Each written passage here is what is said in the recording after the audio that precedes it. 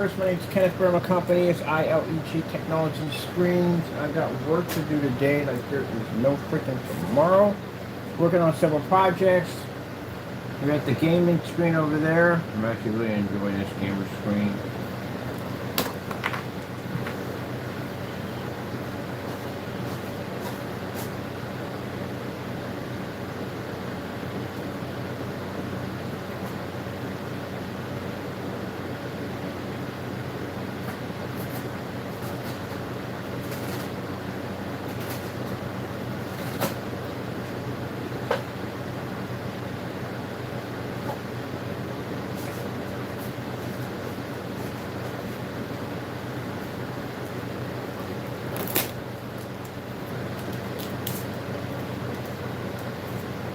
The panel system in soon, so I have to make sure I get everything done for that date. That pops up.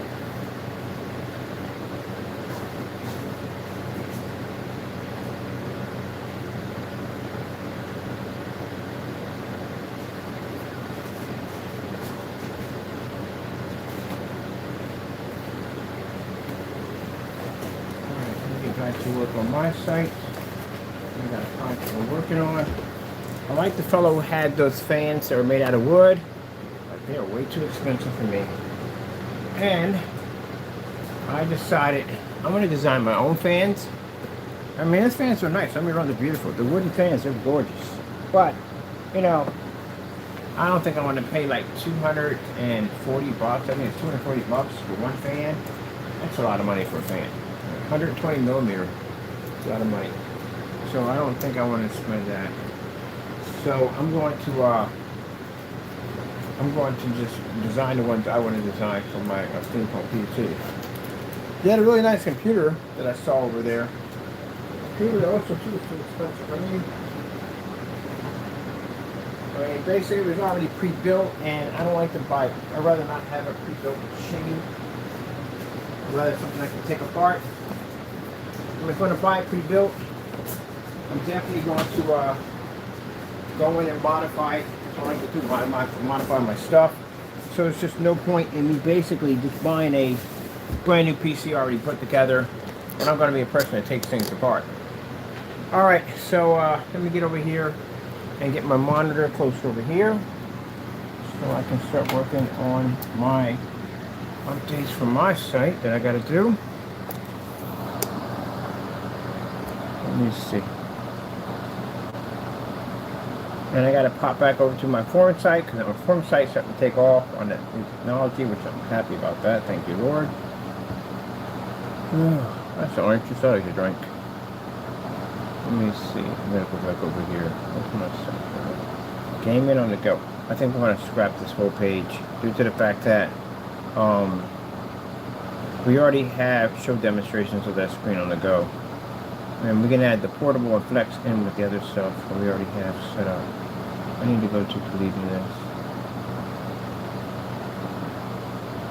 I think I have a... Let me see.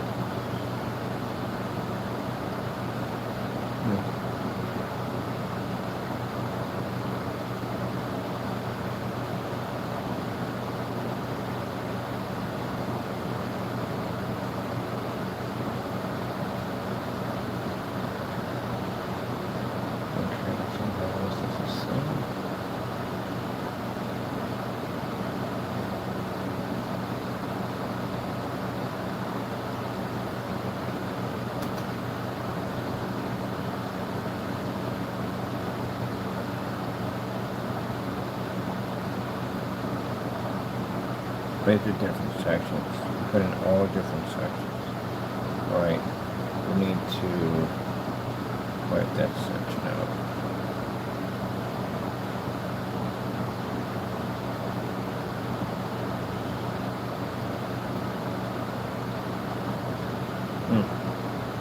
Yeah, but the video player center anyway. Just the background on that video. So the videos there, just the background on the videos. I gotta change the background. Background we can change that to block. No. Let's smoke the background out. Let's change it to block right now. Change out the headers for these. So see that. I'm glad it's a green. Where's this coming at? Green color. No, there we go. Green. There's the green. Take a little black.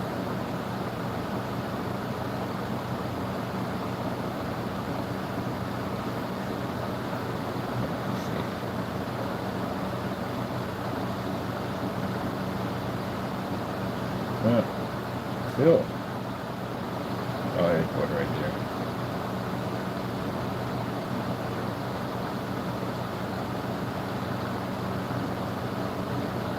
And this is off. This is way off. This should be here. This should be here. Definitely off.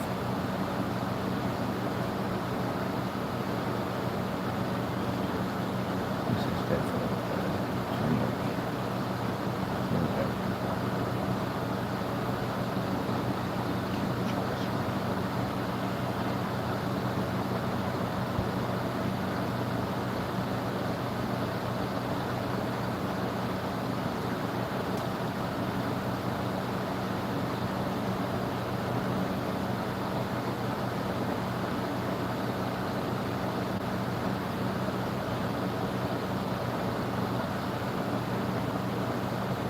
It's a video players, man. Ah, you changed the color on these things. Jeez, bird. Too much. What do you got on this one? Well, needs to be black.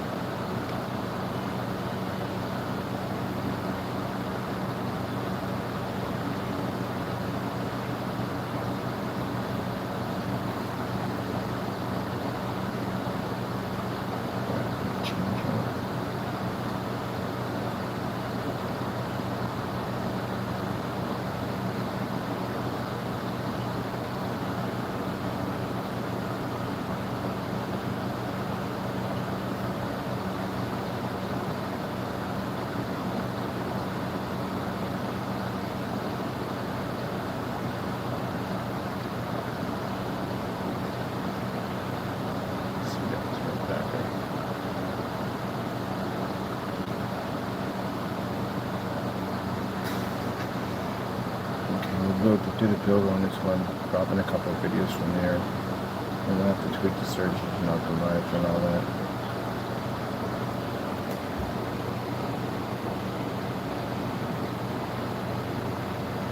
that. Usually I get the most usual crying nonsense on that at the end of the day. I don't understand people.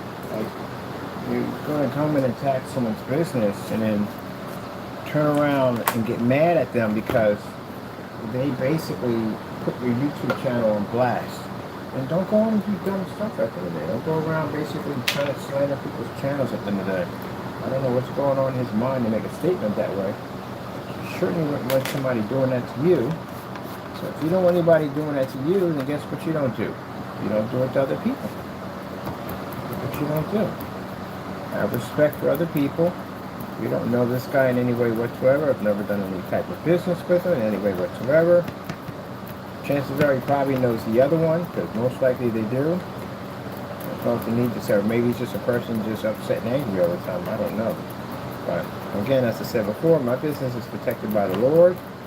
He protects us and takes care of us, and that's what you're dealing with. That is who you are dealing with when you are attacking Christians. You are dealing with their Father. You wonder why things aren't working out for you in life and everything seems to be going downhill? Look at two things. If the Lord is calling you, or you did something you weren't supposed to be doing. Especially attacking a Christian. Bible Lord talks about that. Lord protects his people.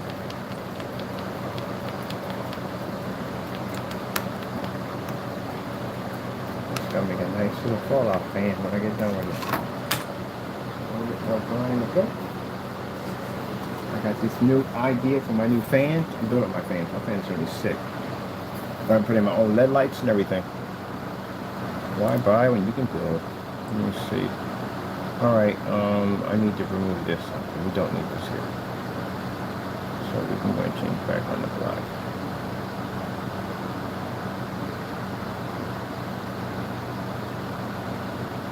So what we're putting in is one of the largest tests that we have our demonstrations in here for our black versus black demonstrations, and we do basically, we'll have a challenge on this.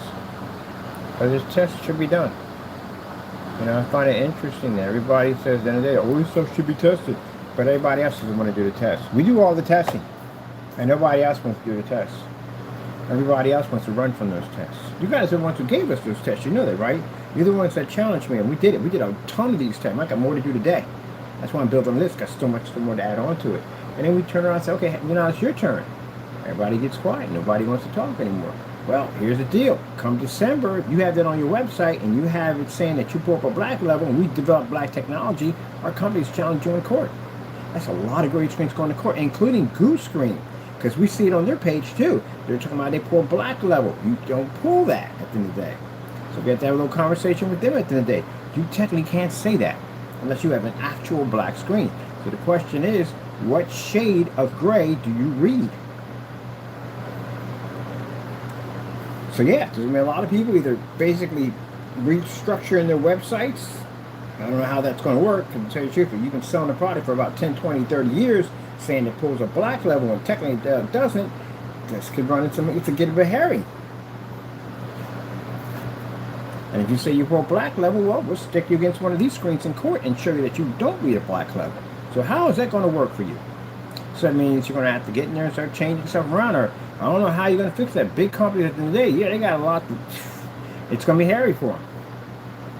That's like interested about Screen Innovation. Screen Innovation has a black screen.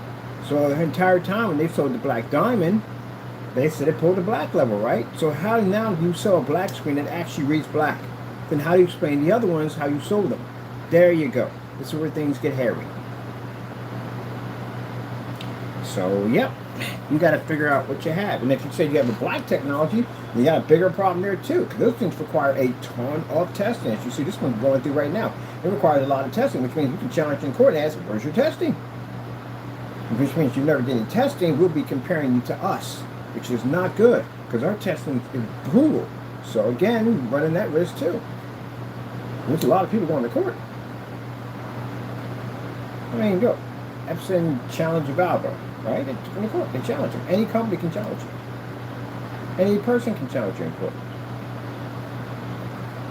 So when people sit there and say, I might say, well, what about you? We got a contract. Sign it. That's the last we heard of this guy.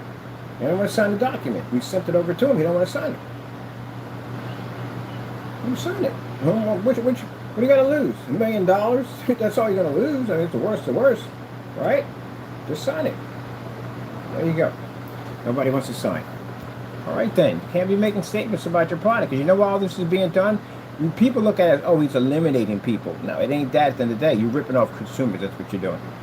That's what you're doing. You're ripping off consumers. If you're stating your product, any grade screen right now in the market, how do you describe your black levels? Are you saying you read black? If you're saying you read black, that means you actually read what those read over here. You read black. If you have a gray screen, then you're reading gray. So how do you calculate that you actually pick up black? If you're countering in a dark environment, if you're saying, okay, dark environments give us black screens, high pricey inky projectors give us black screens, and we're on the other end saying, no, it doesn't. You're wrong on that one, because our projectors cost less than yours. We got like 3,000, 4,000 to 1 contrast, and we're in fully lit environments, even outside. And it doesn't affect us because our screens are actually black. So your theory on what you're saying, which produces black on your screen, is actually a lie. We call it smoke and mirrors. That's what we call it. So how are you going to back yourself in court against an actual black screen? You lay your surface against that. We pull a star field, it lights out. You lost your case. What are you going to do? Complain about the lighting and all that stuff? Then that's going to make you in the category of false advertisement. How are you selling this product? So if I come to your site and says, hey, look, I'm buying your product. I got this office. We got a lot of light in there. We're at 24,000 in the ceiling. I don't plan to turn any of these lights out because I don't want to. I have a 720p projector, has a 4000 to 1 contrast. I don't make any plans on buying a new projector, a high-end projector. Why should I have to spend more money? I just paid for a projector. I shouldn't spend any more money to fix your screen. No, it should work. So how are you going to help me in this problem? How are you going to work? I'm not turning out the lights. I'm not calibrating. I'm not doing any of that stuff whatsoever. My projector should work exactly the same as I bought it. Shouldn't add anything to it. So how do we get this machine to work with your paint? Can't. So it's not going to work. You won't even pull up in the courtroom. So again, you have to put the truth down. You don't see black. You see shades of gray. Like 50 shades of lies. So you're not picking up what you say you're picking up. Now the consumer gets it. What they're going to do is they're going to go in and they're going to turn the lights on. They're going to realize that they're going to play light switch on and off bingo. Which now you got to figure out exactly what lights are too close to the screen that's going to cause the screen to deteriorate. Chances are all your lights are going to be in the back. That's where they're going to be at. And if you do have any lights near the screen, chances are going to be behind the screen. Not like Halo systems that are installed inside the screen. They'll be behind the screen. That's what you're going to be doing. The environment's still going to be dark. When people point to, I remember when people were pointing to lights in the next room, to look at the light we have in here. Dude, it's in the next room. That laws of physics don't even work that way. So, let's figure it out. Gravy train's about to get derailed. Now, if you sold this product and they're going to ask you how much of this stuff, if you're found guilty of your product not producing what it's supposed to do, as you put in false specifications and you kind of embellished on the truth, they're going to ask you how much of it have you sold. Because now you got refunds you got to issue out.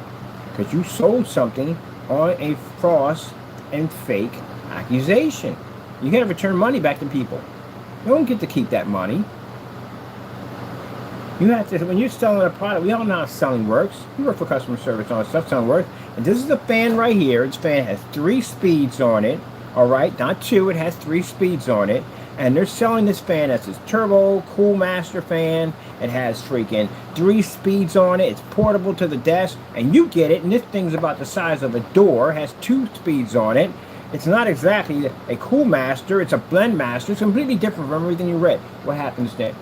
What do? You file a complaint against the company. You didn't get what you paid for, right? And then you're requesting tests. There has to be tests. The lawyer's going to request tests when they go to court. Well, you need tests on this fan and so and so and so. Like, what do you? Yeah. You're going to have to show those tests. Does this fan basically operate the same way it did in the Kickstarter program, or any way you basically sold the real version of it compared to the one you actually sold to the customers? You know, it's interesting. There are certain guidelines within business of things that you can actually get away with, which is a shame. Mind you, got to pay for this. People do this and they think they don't have to pay for it. There was a guy who basically scammed a lot of people out of some money. How did he do it? He actually got away with it. He got away. Technically, he didn't lie, but he did lie. A gray area popped up. You sold them, and don't do it yourself, please, because again, I can't express this enough. All the money that you may make off a scam at the end of the day, you're not keeping that money. You'll die off this earth, and it'll stay here, go and lock up, or whatever happened to it, but you ain't taking it with you. And in the time you spending that evil money here on this planet, you're basically doing it away your freaking spiritual life, which means in the next life, when you die, guess who you meet? The person who told you how to make that scam to begin with. You meet the devil. Got options, people. Use your options. But anyway, so he sold them a solar-powered, he convinced them on a solar-powered dryer.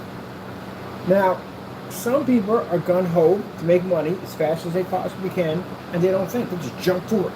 These are the people who lose their shirt in the process, because you don't think everything through. He didn't have any pictures for it. Nothing at all whatsoever.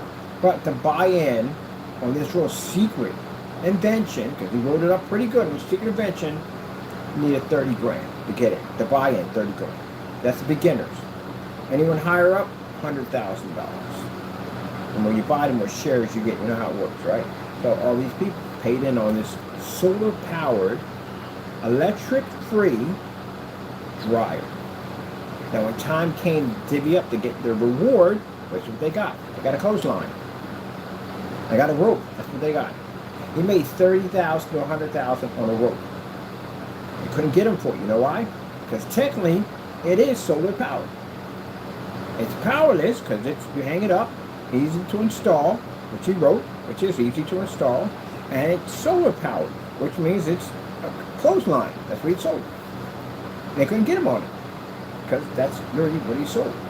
He just didn't tell them all the ins and outs about the technology part of it all and specification sheets and all that stuff. Now, if he had mentioned any components like any computer boards or anything like that, or any form of transitions or circuits or whatever, it would have been a lot of trouble, but he didn't.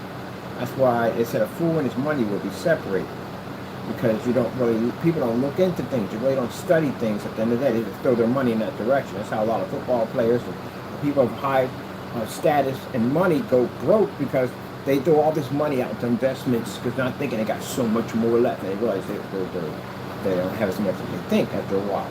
Money hemorrhages and disappears.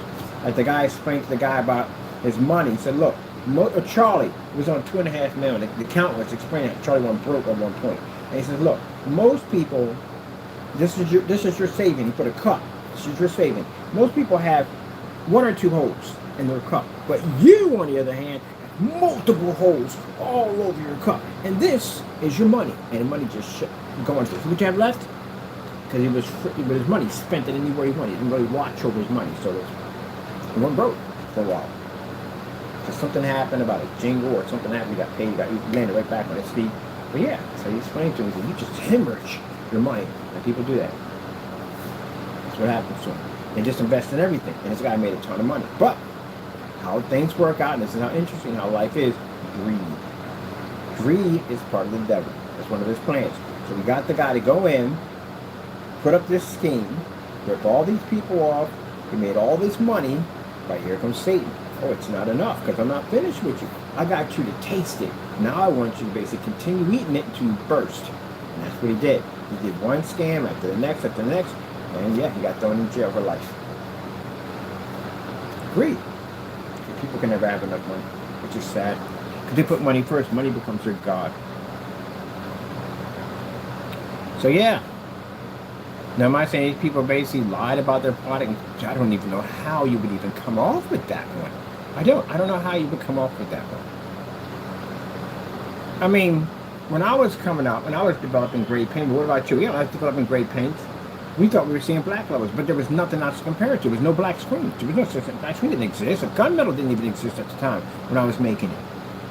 There just wasn't any at all, period. And all the screens were gray. Every single one of them. It was us against white screens. That's what the battle was. White screens against gray screens. That's what our battle was. But now today, are you kidding me? With all this heavy gunmetal dark technology and black screens also we had today, and you're still trying to call a gray screen having the ability to be able to see a contrast level? Oh, good luck in court. Good luck in court. Hope you got a really good attorney, because you're going to need one. And people say, well, you don't have the... I do have the right to challenge your company, because again, at the end of the day, you should have that on point. The only people who get upset about that, customers would never get upset about that. Why would a customer sit there and get upset and says, hey, look, I'm upset with this guy on YouTube because he is trying to make sure that we get a better deal in buying products. Ain't no customer going to say that. The people that are upset are people who make this product, people support this product, people ride that gravy train. You're upset with us. Well, that's not going to get you any farther. We'll get you sued. That's pretty much basically about it. If you do anything else, you get thrown in jail. But other than that, I'm take it to you in court. Or you got to change your specification sheets. Because either, you do it this way, or we go to court and basically goes on court document that your product failed to pull up a black level next to a black screen, and you got to deal with that damage control. Now the other one, he doesn't have anything in his specification sheets, because I have information in there. There's a lot. You don't even have the color of the product in there. Nothing in there. And they have a nerve to say we don't do any returns. Oh, good luck trying to figure out the color of it. Who knows what color it is? We went through that mess before. We had a paint that came here by a different color. Twice. Let me see.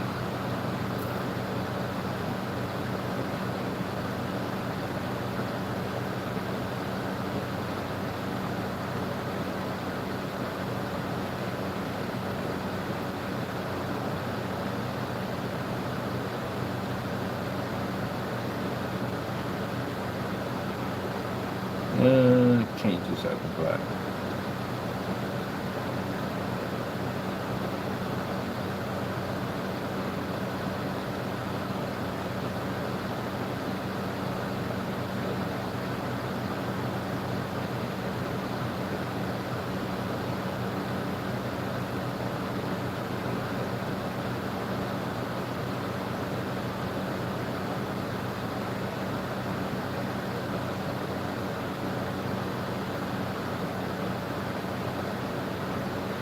And the other one's going to have some heat. He's going to have some heat. The letter's going to be there soon. He's going to have some heat. What are you going to do? Going to send the letter back? Mind you made the statement about my company. You made all these statements that my company was a rip-off and scam and all this stuff, right? There we go. I like that. I got tons of videos, even you writing all my copyrights that my company's a scam, how that's going to work out for you when the judge says you violated the government copyright by writing that our company was a scam and posting it to your website. So, you said I'm a scammer, right, Fernando? So when that letter gets there, you got two of them coming your way. One request is black paint. You better sign that one. And the other one coming basically gives you the right to go into court and back up everything you said about my company, saying that we were scammers and rip-off artists. And if that letter, I'm telling you, man, don't play with me on this. If that letter doesn't come back, if it's not signed and not ready to come to Pennsylvania, the process servers that will come to your door will be nightmares. I got a bunch of them come to your door. Matter of fact, for that black paint, we're going to take you to court for that. That's a separate court case. You got 2 court cases coming up on you. That's 3 process servers for that one and 3 for the other one. And they can serve anyone in your partner. So you better figure it out when it gets there. This is what happens when you write checks you can't cash. That's how it works, people. What's going to do? Scream harassment? Next time, have you ever learned a lesson? Don't say things out of your mouth you can't back up. Your mother ever tell you that one before? It's very easy. Don't say things out of your mouth you can't back up. Don't write checks you can't cash. Fernando, these people that are coming to your door are relentless. They will beat on your door. They'll scream process server in the morning. You'll hear them hit your door at 12 o'clock at night screaming process server. Your neighbors are going to hear this. Your neighbors are going to contact your landlord. Your landlord's coming to that building because that's what they're going to do. Get the landlord to come to the building. And when he gets there, they're going to explain to him who they represent. It'll be us. And he'll give him all my information so me and him can have a nice, long talk about the problems we've been having in the apartment here. So either way, what's going to happen? If they let him know, I already know. We contacted ICE. We already know everything. So, it's going to be very interesting. Let's see how this works out. Can't get mad at anybody else but yourself. You made the statement, right? Sign it. See you in court. See? You're going to be a big man, right? Big, tough guy. You want to be at the end of the day, right? A big, tough guy, you have to sign the document and see this in court. Because you made a lot of statements about my company that weren't true, and now you're going to have to back it up. And if you don't, the process servers get there, they're going to cause a lot of noise. You won't be able to leave. Your wife can't leave. Your kids can't leave. They can't go anywhere. They go anywhere, they serve them. And that lawsuit's different. That's a different lawsuit. Not the one from the document we signed. It's a different lawsuit. That one involves criminal charges. Clearly shows that you went out and you did malicious acts toward my company. And defamation, I can get you 7 years in jail for that. So, either you take this way or you take that way. Either way, you're screwed. And you figure it out when the documents get there. And I got a couple more I'm going to send them to you after that. Including the paint. Because we are sending you paint. Which we're going to put against your eBay paint. Because I'm also taking your company to court for committing mass fraud. Especially from the tests we've done on your products already. So, time caught up with you, right? Yep. And then you got that whole thing with the counterfeiting and all that. That's going to come up in court because we were going to explain it to the judge about the counterfeiting and all that stuff going on in your apartment. And then you have that thing with the whole LLC and perjury. That's going to come up in court. All that's going to come up. Copyrights, doxing, all that's going to come up in court. So I doubt you're leaving. I doubt you're coming back home. And then we got criminal charges on you on top of that. So, it is what it is. You won't be coming back. And I guarantee you, they're not going with you. Your wife's not gonna come here with you. Why would I? I wouldn't go. You made all that trouble to begin with. Why would I put myself at risk of going? No, that's like walking into a lion's den. I'm not walking in there with you. Someone told you don't alert the lions. Don't do anything to arouse the lions. You can go from A to B. They won't touch you. You're the one dumb. I don't know. Someone said it. We're actually dumb. You say dumb. You're the one person. I can't say fool, and I can't say what's the word for it? Idiot. You're not supposed to use those words. But anyway. Yeah, you're the dumb guy that goes out there and wears a suit made out of steak, splashed down with A1 steak sauce. Said don't arouse and don't disrupt the lions. You walk out there wearing that. Well, that would definitely arouse them. Smell of steak, smothered in steak sauce. Is he crazy? You're looking over there with that suit on at the end of the day. Man. Well, guess dinner's being bought to us. Yeah, beat you. That's what you did. So when your landlord, and you came to that building, he probably said to you, look, I'm giving you a break, all right? I'm pretty sure no place else was going to take you in. I'm giving you a break. Keep it low, and don't cause any ripples in the water. You didn't call it ripples, you called it a freaking tsunami. Tsunami, you call it, that's what you caused. Global killer. 1,000-foot wave. Travels at like the speed of light. That's what you cause. Because you just basically got into tons of trouble. Now those letters that'll get there, remind you, you went on YouTube, you talked all this trash, you made all these statements, right? So now you're going to have to back up every statement you made by seeing us in court. What are you going to do? Cry on your channel, say that's harassment? Cry on your channel, say, oh, he's triggered? So let me get this straight. You attack someone's company, you say a lot of nasty things about them, you attack their family, you attack their late mother, you attack even down to their cat, you get other people to try to attack them, you do all this stuff. And then when a person files all the paperwork against you and gets you ready for court, then all of a sudden they're triggered. That sounds like a Karen. That is a Karen 100%. A person that goes in and starts trouble, writes checks bigger than she can cash, and then when that freaking penalty comes down on top of her, oh, woe is me. I did nothing wrong. They are all to blame. They just attacked me for no reason whatsoever. You're a Karen. Well, Karen, sorry. You're about to go through it. All right, let me see what I'm going to do here. I'm going to edit this text. On the background. Oh, we got to edit the text. We don't need this. This is for the black text. I'm going to wipe all this up. Using the top page, number of videos. Whew, man. Okay, let's get this done. Get this done. Change this background. I need to change the background. Oh, no. That's the generated picture, right? So, take out.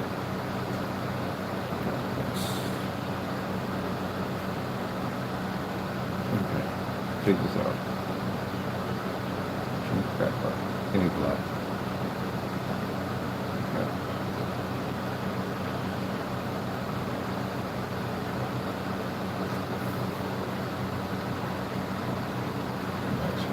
I wish you would get on your YouTube channel and cry harassment. I wish you would get on your YouTube channel and cry harassment. I wish you would. You go on your YouTube channel and you cry harassment, I'll send 3 more process servers to your front door. I wish you would.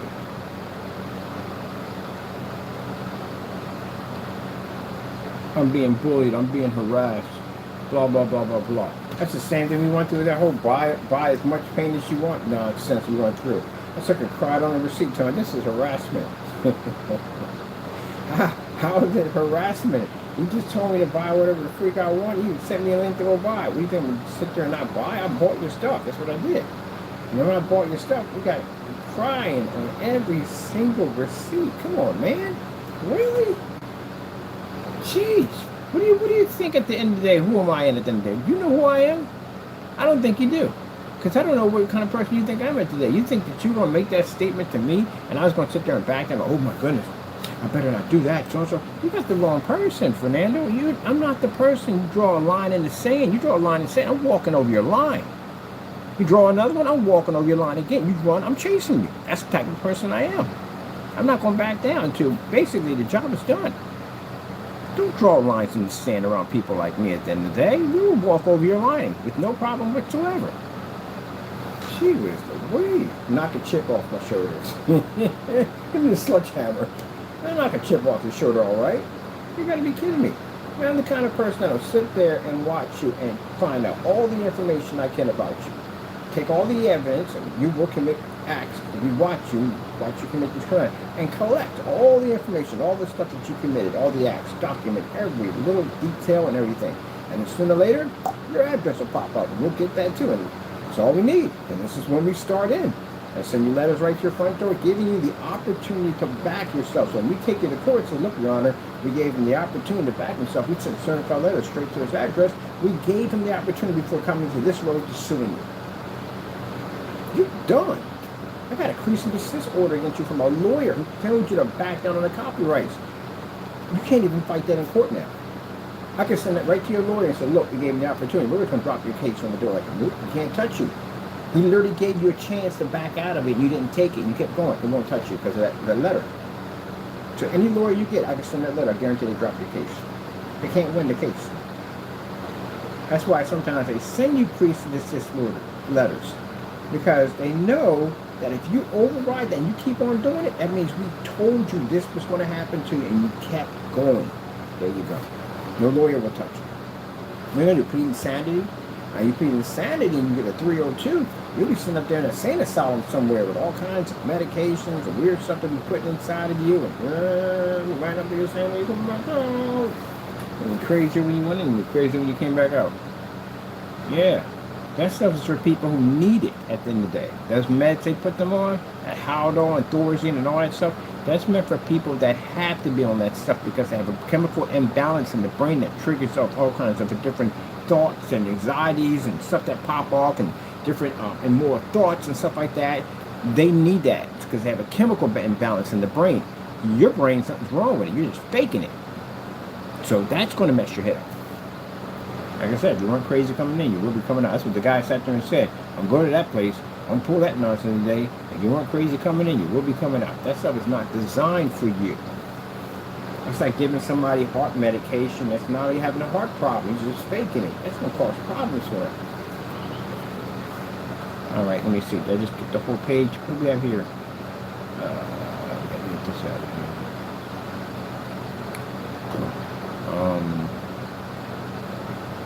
No, yeah, we did. Dude, we got a ton of videos on this thing. I'm going to be here all day doing this. Do you have any black on black tests we have done? It's a lot of them. But you know what? Just give me $2 to get it done. Let me see. I'm going to take this out. Let me see. Edit this. Put that out of here. We don't need that. We'll leave the video players in here. Get these out.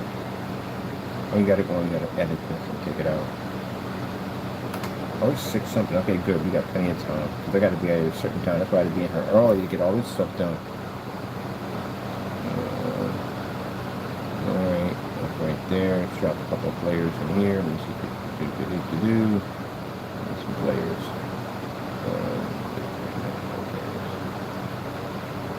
Video. Here we go.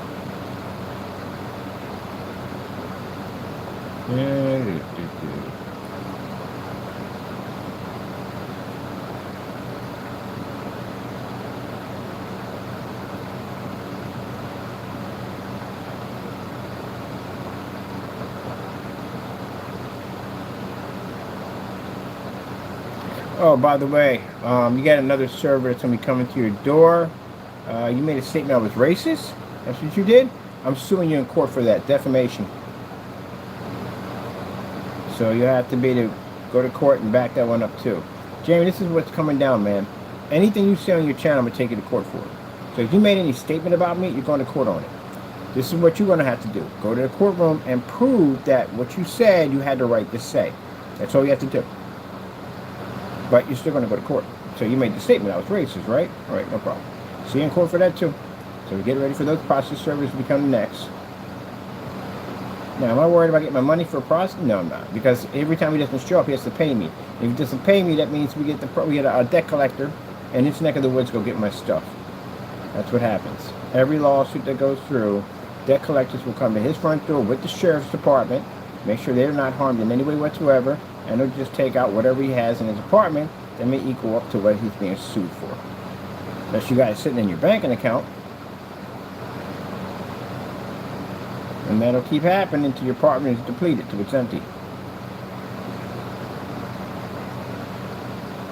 You know, you don't work, you don't have a job, I'm pretty sure you're not going back to the printing place. So you're pretty much not there. So, yeah, I don't know what you're going to do, but you're going to owe me money. Where we at? We got nothing here? Okay, good, we got nothing here. If you never said that I was a scammer on YouTube, well, that's a funny thing to say, ain't it? If you never said I was a scammer on YouTube, you don't have to worry about that $80,000 lawsuit, right? If you did make that statement, then you owe me 80 grand. Now, if you sit there and say that, oh, I called you a scammer, you are a scammer, Jamie. That's what you're being sued to. That's another lawsuit that's coming. You scammed up and ripped off a bunch of people. I'm challenging your company in court. We're calling you a scammer. On top of that, we also have you have a history of committing crimes. You know, you stole stuff from the Universal Studios for Frankenstein. You went there and ripped off a whole bunch of companies. We got filed charges on that against you over here in Pennsylvania. So, yeah. All that stuff is logged in between the FBI and over here between the Allentown Police Department that you want to start working a unlicensed, unzoned, and don't get them committed for zone to do that. Illegal 3D printing business that you potentially definitely poison yourself and probably those around you. Running the risk of causing a fire, burning your unit to the ground, all kinds of stuff. So the judge gets a chance to see all that. You have a history of this. And on top of that, you touched our copyrights. So, yeah, good luck on that right there. Your lawyer's going to look at you and go, you know what? I'm just going to go right now because this is just not going anywhere. And you can have your attorney. Well, how many times did I tell you to have your attorney contact me? No one's contacted us. All right, then. You don't have an attorney. You get one. Hey, have him reach out to me. I'd like to have a nice little talk with him. I got so much to talk to him about. There you go. This is all the stuff we have with Mr. Fernando. You're going to look like, oh, good Lord. Hey, you're going to be out. The copyrights alone, he won't even touch you. So get yourself a lawyer and have him reach out to me. That's all you have to do. Jamie got fake lawyers, fake landlords, all that stuff. I think he's going to fool somebody. I think you spend the majority of your life thinking that you can get over on people. Well, where you're going at the end of the day with the courtroom, you can't get over on a judge or DA or anything else, prosecutor, whoever's going to go in that courtroom. You're not getting over. So all those get over games you think are done. It's at the end of the line, man. The end of the road. There's no way to get around those things, man. So that letter will be there. And we got a couple more coming up. So what are you going to do? That's an interesting question, right? What is he going to do? Is he going to come into court and basically back up his claims that we're supposed to be a scam and rip-off artist? Supposed to be all these things? Can he back it up? Or is he going to send that letter back?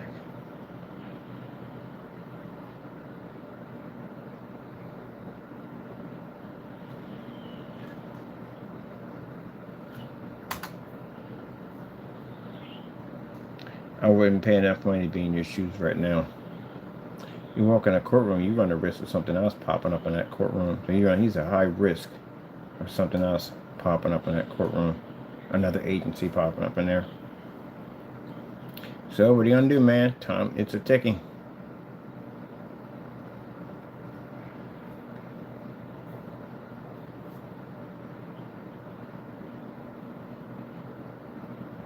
You see all the trouble the devil got him into? See the situation he's in? Whew, man. You know, all this going on, it got to come to a head sooner or later.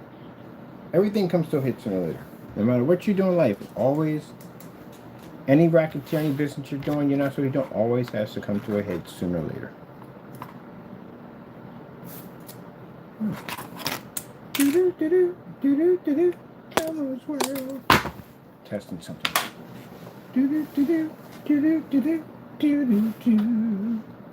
Nice fan, so I'm not paying $300 per fan. That's crazy. That's like way too much money. I'm not spending that kind of money. I like the PC. They show me a real nice PC. $125,000? No, no, no. That's way too much money. Nobody wants to spend that kind of money for no PC. Heck no. It's already built too on top of that. That's no fun in that. The whole fun of basically modding is basically building your own stuff. Now the parts, yeah, maybe, but then that's for a fan, that's way too much money. Mind you, my liquid cooling system holds 3 of those things. As a matter of fact, it holds 6 of them. Because I'm doing the top and the bottoms on the liquid cooling system. And you're talking about at roughly almost $300 per fan. That's $1,800.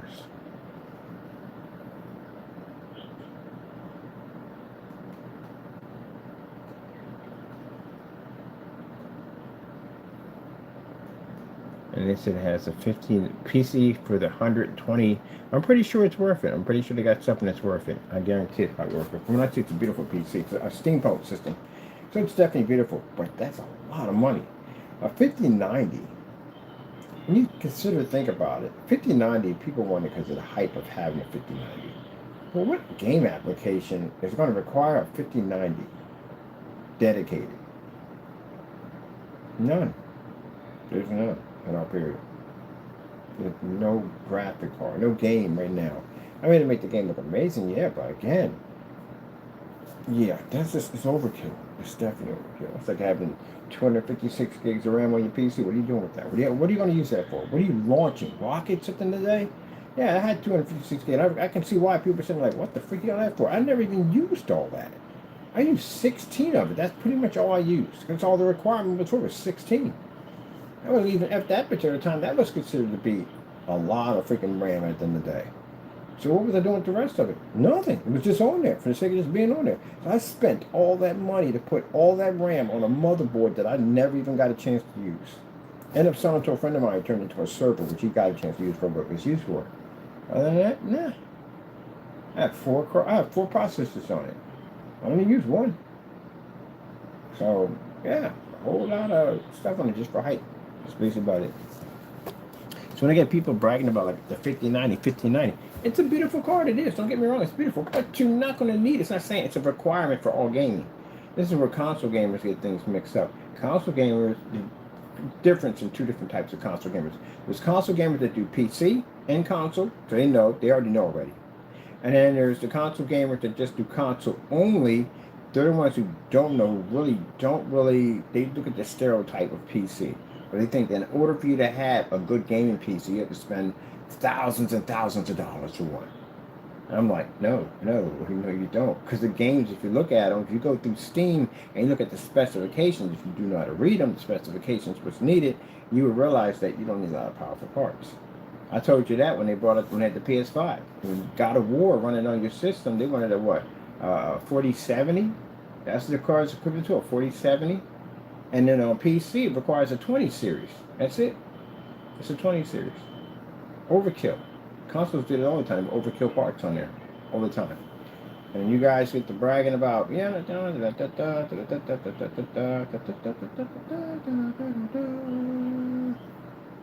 The sad thing about it is you have a chip in there, a chip for your GPU. We have the actual card, which means you can yank it out, pull it back in, you know what I mean? If you want to change it, pull that out, pull another one back in. You don't. We have an option to change out. Like your board has just an M2. M2's great and all, but you just have one slot for one M2. Some of the motherboards have 2 and 3 slots on it. If you don't only have one slot on the M2, you can get basically a mini PCI Express and slap that in and add 4 extra ones on top of that. Now, from people saying, well, one day, console will have that capability. If they have that capability, you don't have a console anymore. You literally have a PC. That's what you have. You have a PC. And if that's the case, if console's going to do it that way, oh man, they're going to nickel and dime. I would. Come on, it's business. You got to think of a businessman. If I'm figuring a way that I'm going to do a console, right, and we're going to make it so you can put the system together yourself, there'll be certain packages that will have certain stuff you would need. So you would have a bare bone kit. That'd be like the tower and basically the power supply. That's all you get in the bare bone kit. Now you get a motherboard and CPU combo. You get basically the motherboard, CPU. Maybe you might get the fan with it. Sometimes you get the motherboard and RAM and CPU. Get that sometimes. Somebody switch it up. You just get the RAM and you get the graphic card and something like that. They switch it back over the combos. They can do it that way. You can break it up that way, and then you pick out what package you want. Which means at the end of the day, you're buying something that's not even a full PC build or a full console build, we're going to call it. But once you start being able to manipulate all your parts in your machine, then you're PC already. Sad thing about it is the parts you'll get at the end of the day will probably be like mediocre parts because it'll cost you too much money. You'll be way over the limit of console. That's the part people don't understand about the whole console thing. Some people don't. Your console system's not supposed to cost $800, $900. It's not supposed to cost $1,000. It's a console system. That's the part you guys missed. You completely went over your head.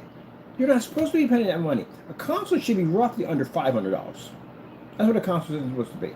When you start hitting $1,000, $1,200, $800, $900, you're in the PC territory.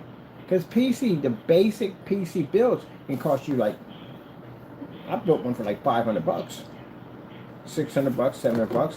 But I remember when consoles were under $500. Get one for $300, get one for $400. Y'all way past that now.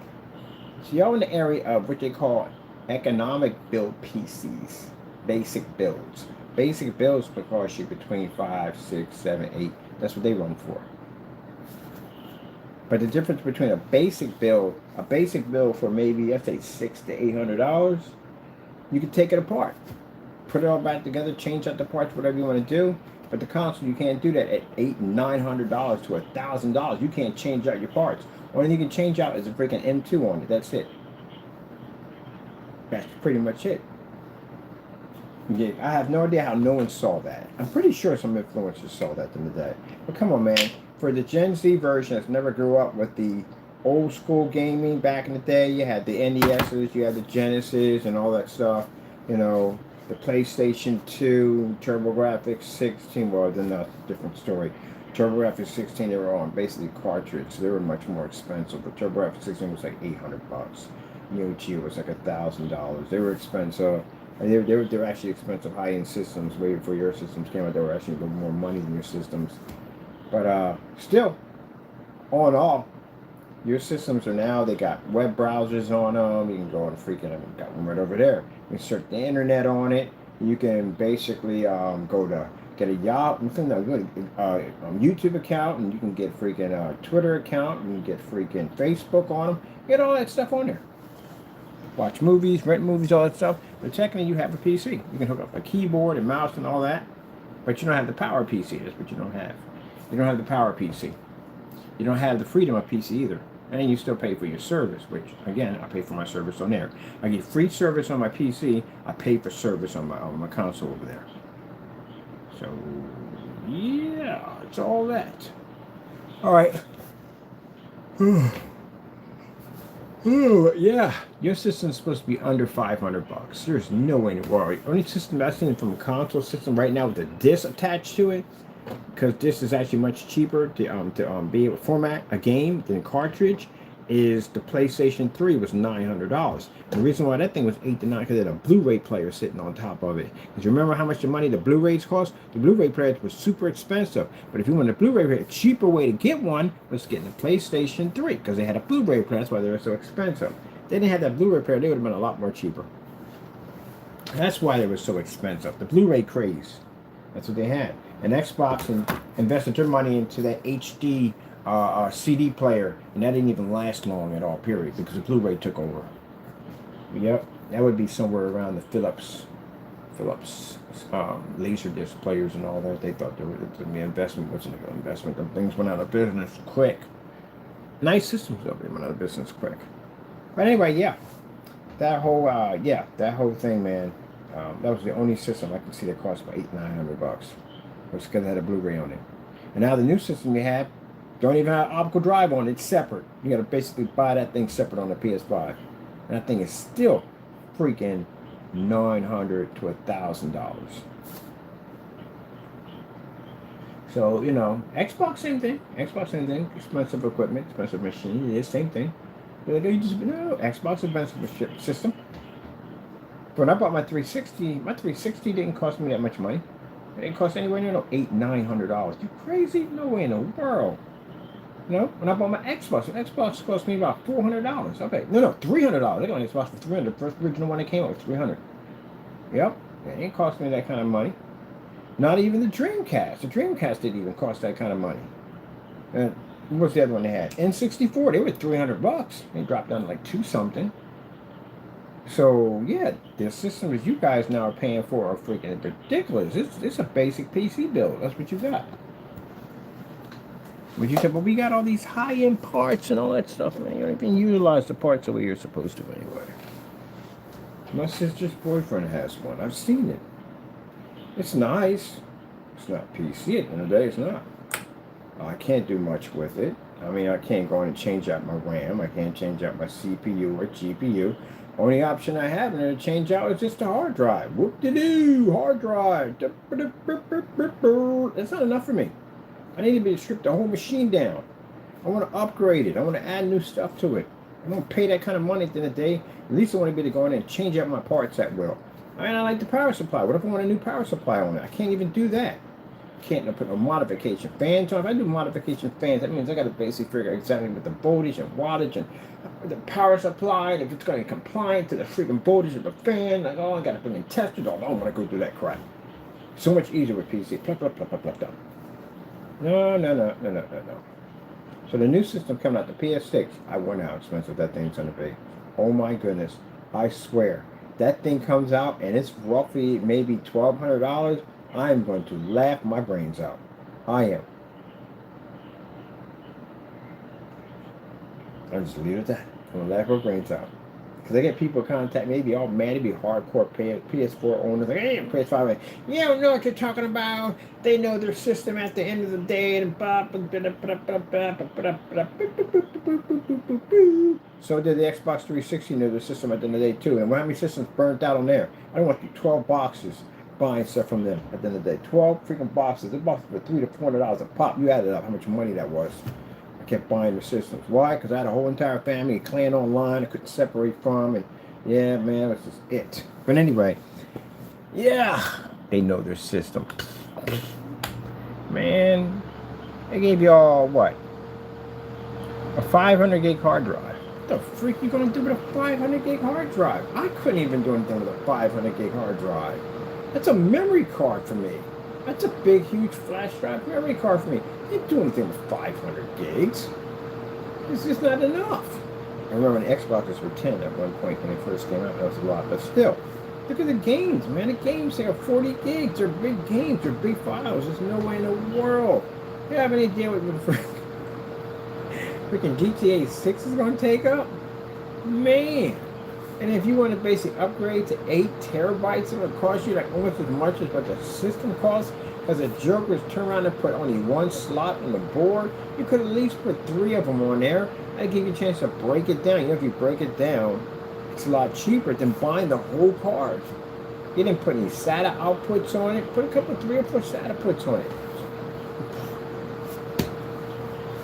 Yeah, I'm buying one. I'm gonna modify it. That's all I'm modifying. Am I buying any? Am I gaming all of it? Not really. I don't see the point of it all. I mean, I'm not really in the console anymore. I like my PS4. That's my last console. The other one, the PlayStation, I'm modifying it. I'm hooking it up, putting it on a shelf somewhere, and just shove the modification for it. That's it. Other than gaming on it, that's no point in me buying anything for it. I'm done with the consoles. I am. That was my last one right there. That's the only one that I game on. That's the only one I'll spend money for games and whatever for that one over there. Matter of fact, I can't remember the last time I bought a game for that one. Because they got such a huge library for free games. I just paid the free games they have in it. But yeah, I'm done. After just seeing how these systems evolved into, I'm done. I play retro games anyway, so that's why I like my PC. So I do all my retro games on here. But now I don't see a purpose in buying the PS6 or Xbox, whatever you want to call it. I don't see it anymore. Now, this is back in the era where they had the Dreamcast and they had the Genesis and the NES. Yeah, easy buy. I'll easy buy those systems. Only way I would go back in the console if Sega came back. If Sega came back and they decided to make their own console system again, I guarantee you, bar none, that half of your PlayStation owners would be on that system, half of your Xbox would be on that system. Yeah, Sega has a massive fan base. They went third party. That's what they did. I wish they would have stayed console, man. PlayStation never been able to compete with that. No, freaking Sega. Sega's fan base is massive. Majority of your gamers you have right now are die-hard Sega fans. Same thing for Xbox. Same thing on PC. I'm a big PC fan to the day. If Sega came with a console system, bye. I'm going to Sega. Ain't no purpose for me. Sega it's a system right there, man. It's a system. Or the old days of watching the NES and freaking Sega go at it back and forth. Those were the good old days. Those are some of the best games ever were developed between those two. And those little wars they had back and forth. Now where are we going with this? We got to go over to our marketplace. That's where we got the majority of those videos at. Let's see. We got here, what's this? Oh, customer testimonies.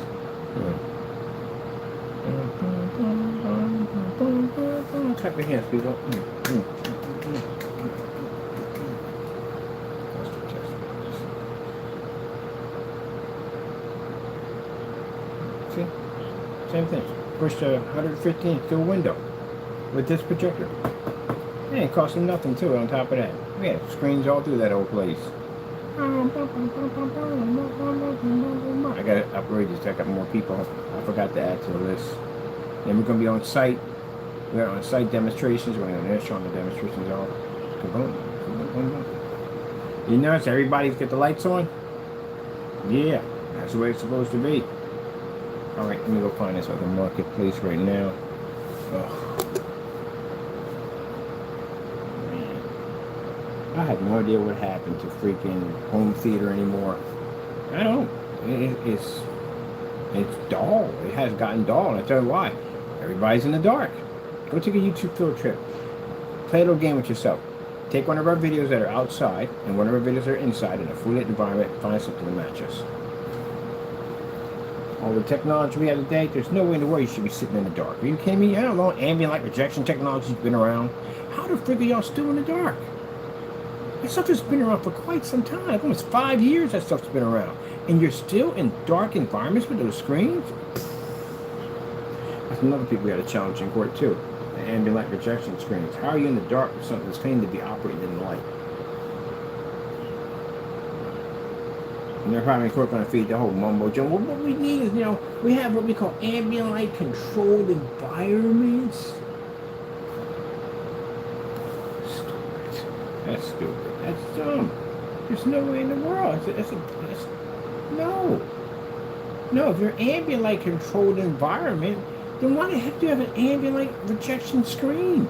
The whole purpose of the ambient light rejection screen is to project the light that you have in the environment. And that's supposed to be to keep your picture and your color and maintain. But now you can't keep your picture maintained. Even if you're in the dark, the color washes out. It doesn't come correct. And you put any lights on the screen, washes out. Oh, I can't wait to build me a room around this. I'm really going to build me a room to show how screens react to ambient light. It's going to have all the lights in the front, all the lights in the back, everything. So you're going to be to control the lights in there at will to show you exactly how much the light affects your screen color balance and all that. There's no way. Skippity-doo-dah-day. It's stupid. It's the stupidest thing I've ever seen in my entire life. It's ambient light rejection, but yet we have it in the dark. Why is it in the dark? Because contrast produces better and the color produces better. But isn't that what the ambient light is for? The ambient light is basically to reject the light so that way your screen doesn't deteriorate while it's in a fully lit environment. But see, we need to have it in a controlled environment. The lights must be controlled. We control the lights by putting them here, over here, and away from the screen, but to give it like there's light in the environment when technically there's not light in the environment. AK, you just lied to me. The ambient light rejection technology should never be up there. That's what it is. What you're seeing is the contrast and the quality. Like the other guy, this YouTuber we found, man, this guy is definitely, he's operating with no wheels. He's trying to run a race with no wheels. Literally, I don't even know how he even came up with that. I'm trying to keep from saying that word, but it's a dumb idea. It's a dumb idea. So basically, he takes our image and he fades it and puts his image over top and says it has no contrast. First things first, the screen's black. It's going to read contrast regardless. It's going to read it. Like, see that black surface we have here? That can see contrast. Anything that's black can read contrast. Black is a neutral color. It's going to read black regardless. That's what it's going to read. There's no such thing as going to take a jet black screen and stick it against another screen and it's going to go white. There's something wrong there. Unless the screen is actually gray, that's the only way it's going to have that reaction. But if the screen's black, it's going to be black. Whether the light's on or off. You know what a neutral color reaction is to a projector? Neutral reaction, it means that black and white are neutral colors. I think gray might be one of the neutrals too. But anyway, if you have your lights on in a fully lit environment, what color is a black screen? Black. If you turn it out, it's black. What about a white screen? If you have the lights on, what happens? It's white. If you turn it off, it's white. It doesn't change, does it? You ever seen a white screen fade before? I've never seen one fade before. You ever seen a 100% black screen fade? They don't fade. Only way they fade, the contrast fades, unless it's a gray screen trying to do something that's black on it. Then it fades. So if the screen is black, and if it's laying against your screen as you claim it did, and you're saying that the screen basically faded or washed out to become white, that is against every form of laws of physics on the face of this planet. Gee whiz Louise. Come on, people. Seriously. You've got to be kidding me. Mind you, in your environment, you don't operate 24,000. I do. And I can run these screens outside at 250 inches. I mean, you forgot my demonstrations. Gee whiz Louise. I've never seen anything. I looked at that, I was like, oh, come on. This is what we're going for now? They'll run out of ideas about saying the screen doesn't pick up at all, because that'll hit you with a lawsuit. That'll hit you with a lawsuit, too. Oh, my goodness. Operating on all cylinders. All cylinders. We didn't miss one. All four cylinders. That's the dumbest thing I've heard in my life. It's the dumbest thing I've ever heard. That'd be like me taking four black surfaces and stick them against each other and say one turn white. How would that even be possible? So if that happened in your video, that means that in every single of all that product, all my customers we have in here would have the same reaction. My customers have on my site would have the same reaction. Demonstrations we did on site would have the same reaction. Gee whiz Louise. The screen's not gray, it's black. We paint these things down, they're black. Black, black, black, black, black, black, black, black, black, black. They're black. Now, the only way the contrast level would have failed unless the screen was gray, pretending to be black, like the Series C did. The Series C claimed it was a black screen. And when Mr. What's his name? McAfee. When McAfee took that meter and stuck it against the screen, you can clearly see the screen was gray. Right there, you can see it was gray right from the door. That's why when he did the second video, he removed the star field and he removed the meter reading. And we noticed that when you had the meter reading, trying to show how much light you had in the environment, you can see the light that was hitting the screen. That is the light that's coming from the window. And where your meter was sitting at and your hand was actually near the window, which would have made your numbers jump. We saw that, cheater.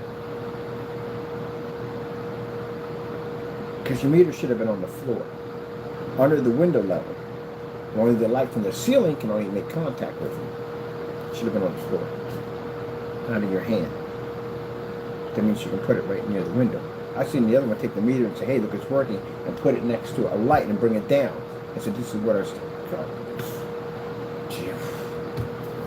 No, man, no.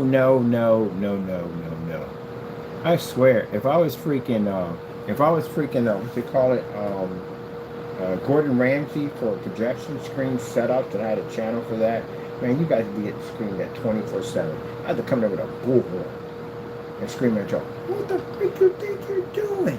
Wait a minute, wait. Why you had the gray screen? You claim to be da. It was 100% contrast and perfect color balance in a perfectly dark environment.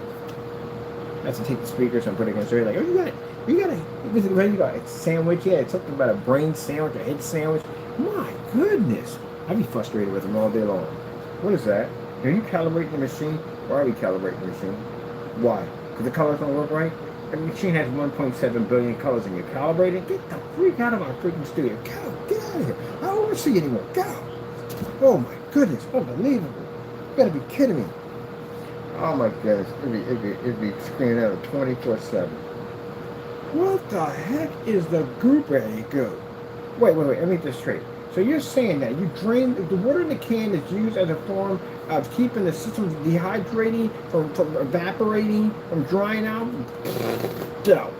Get out. And then the last straw will be, oh my goodness. Someone get me a doctor. I think I'm having a small stroke here.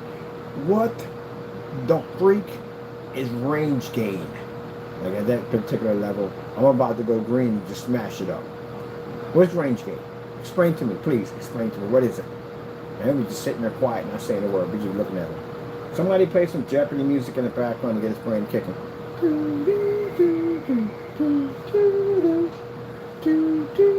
And he's about, well, this is what we have. We have my science.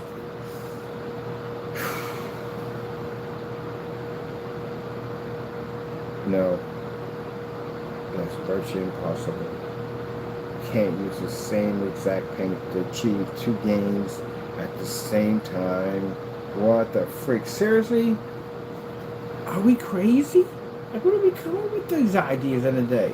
I mean, really? I'm going to tell you something. At the end of the day, I would say he's mentally unstable. I mean, clearly, the only way to chalk it up. You can't be of sound mind with that theory at the end of the day. I brought that to a forum site. They thought I made it. I don't know. That's not me. It's in that direction. Don't label me with that nonsense. You got to be crazy. Like, I don't even believe. I think as old as he is, I think somewhere along the line, the world of reality is not there anymore. It can't be. Because who comes up with that? So you mean to tell me that I got the same screen, and if I take the same paint, nothing special, no sprinkle powder, crystals, nothing, the same paint, if I paint it in a different direction, that it gets slightly brighter, somebody needs to be admitted into a home. I think you got delusion or grander or something's going on with your brain. Something's not firing off at all pistons. That's not possible. It's not possible. You got to add something to it to trigger the effect. That's like saying if you put half a glass of water and if you put more water to fill to the top, it turns blue. Who the freak would believe this? You got to put something in it to cause to trigger the effect. There's got to be something there. He's like, you know what you remind me of? You remind me of Seinfeld, the story about nothing. That's what he reminds me of. No, nothing happens. Nothing. Nothing happens. It's a story about nothing. See that? See? You get it? That's nothing. Nothing happened. That's what you're. Oh my God. He's a nothing. He's a nothing inside things. That's what he is. He's a nothing inside thing. I would have to say, if I ever get interviewed about my company and they ask me what's the dumbest thing I ever said in my entire life, I'd bring you up. Because I would have to say that. In the years I've been in this business, I've seen all kinds of jacked up, weird, crazy stuff you could possibly think of in different types of forum sites. I've seen some crazy stuff. I would have to say that would be the dumbest thing I've ever learned in my life.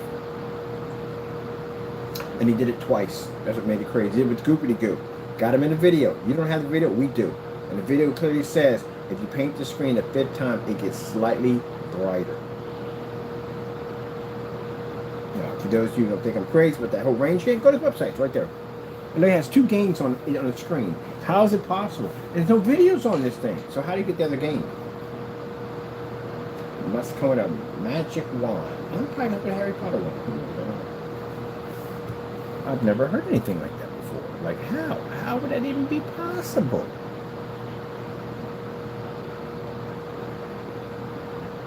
Man, he lives in a different world than the rest of us. I guess in his world, Loch Ness monsters existing.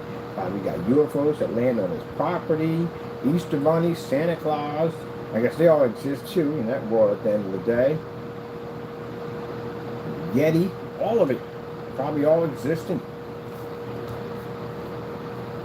Unicorns. Hey, maybe a phoenix. You never know. Sheesh. Some of these videos we're dropping, we should just do a grid. We do a grid, we're done. We just boom, boom, boom, drop the grid in. Okay, let me see. There's not many, just cracking jacks. You still got time. Let me see. We're going to take this whole section, which explains the whole black on white. Can we take it or we have to go in there? Sometimes we don't like to take what you want to take over here. Oh, you can take it. Okay, good. I'm taking this whole section to black on black. Copy. Alright, go back to our site for now.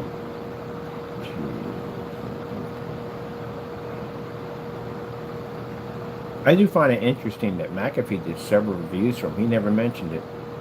Ever. The guy over in UK who was in the dark with a black screen again. He never mentioned it. I asked him several times. I actually asked him twice. He blocked me from the channel. He don't even know what it is. And the funny thing about it, when McAfee did the paint down instruction, he never followed any of his instructions. He did a paint it down instruction like anybody else would paint it down. So that means all those instructions that he put in there were for nothing. Like, you're going to have to pour out, the first one. The first one, he had 5 different paints, and each paint was supposed to act as some kind of infusion system or whatever that nonsense was. So practically, you would just paint your screen over and over again with different color paints. That's all you were doing. What was the other one it was? Oh yeah, you had to pour out the paint, and it had to be 3 inches or 4 inches wide. How would that be possible when paint expands? If you had something like stucco, as thick as stucco, and you pour that out, maybe that would hit, 2 to 3 inches, and that would expand because, it'd be slower to expand. But your stuff is supposed to be like a skin-like coating. Your stuff is supposed to be like a really fine, thin liquid, like milk. Man, you pour that down, it's automatically going to expand everywhere. So how would you actually get approximately 2 to 3 inches wide? See, when you have instructions like that, the consumer is going to think they messed it up when you messed it up. Because they're going to pour it out and think, oh man, I went over 2, I got 5. In fact, 5 inches wide, I messed the screen up. They think they messed it up.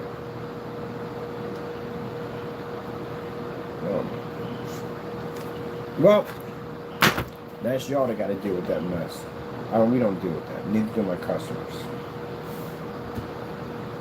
Oh, man. By the way, where y'all test at? Again, I keep asking that question. Where are your tests? I'm loading mine in right now. Where are your tests? We don't have any tests, Mr. Bird. We don't test our stuff. We just make things up as we go along. That's what we do. That's what we do. We just make it up as we go along. We have no testing on none of our stuff. We have no 1% if it's going to work or not. We just don't even know. We leave it up to the customers to test everything. It's their problem at the end of the day. Let them figure it out for themselves. Actually, I do have in a transcript actually saying that. Yeah, if their screen washes out, it's their fault, because we don't basically have no exchange, no ship back policy, no form of testing whatsoever, no batch number verification, none of that whatsoever. You're just stuck with whatever the freak you get.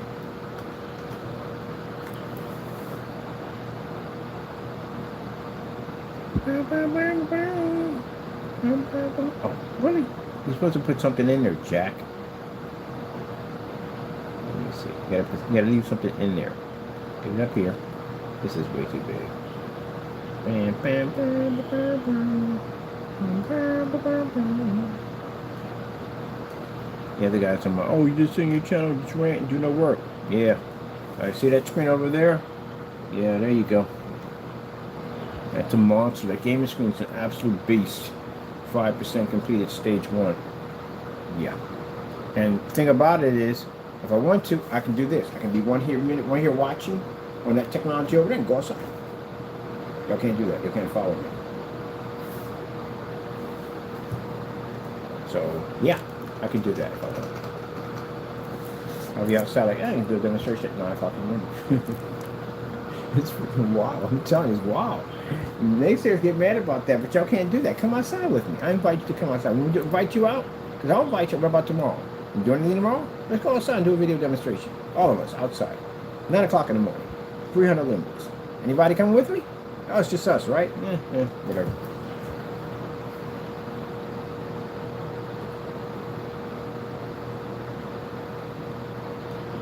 Bam! Oh, now mind you, people, in this, when we put this in here, it is going to be a challenge. Challenge for all screens all over YouTube, inside and out, to complete all black on black demonstrations. If you have a black screen, yours will be, if you're gray screen, yours is gray on gray. They complete all demonstrations. Every single video we do, we will match or better it. Do you accept the challenge? Now, if you say we accept your challenge, please, man, I crushed all your screens already. I've had your stuff already. Been there already. I've done it already. Come on now, move on. Y'all haven't tested our stuff yet. Come on, match up better. If our stuff is so easy, you should have no problem completing all demonstrations live. I forgot to add that in there.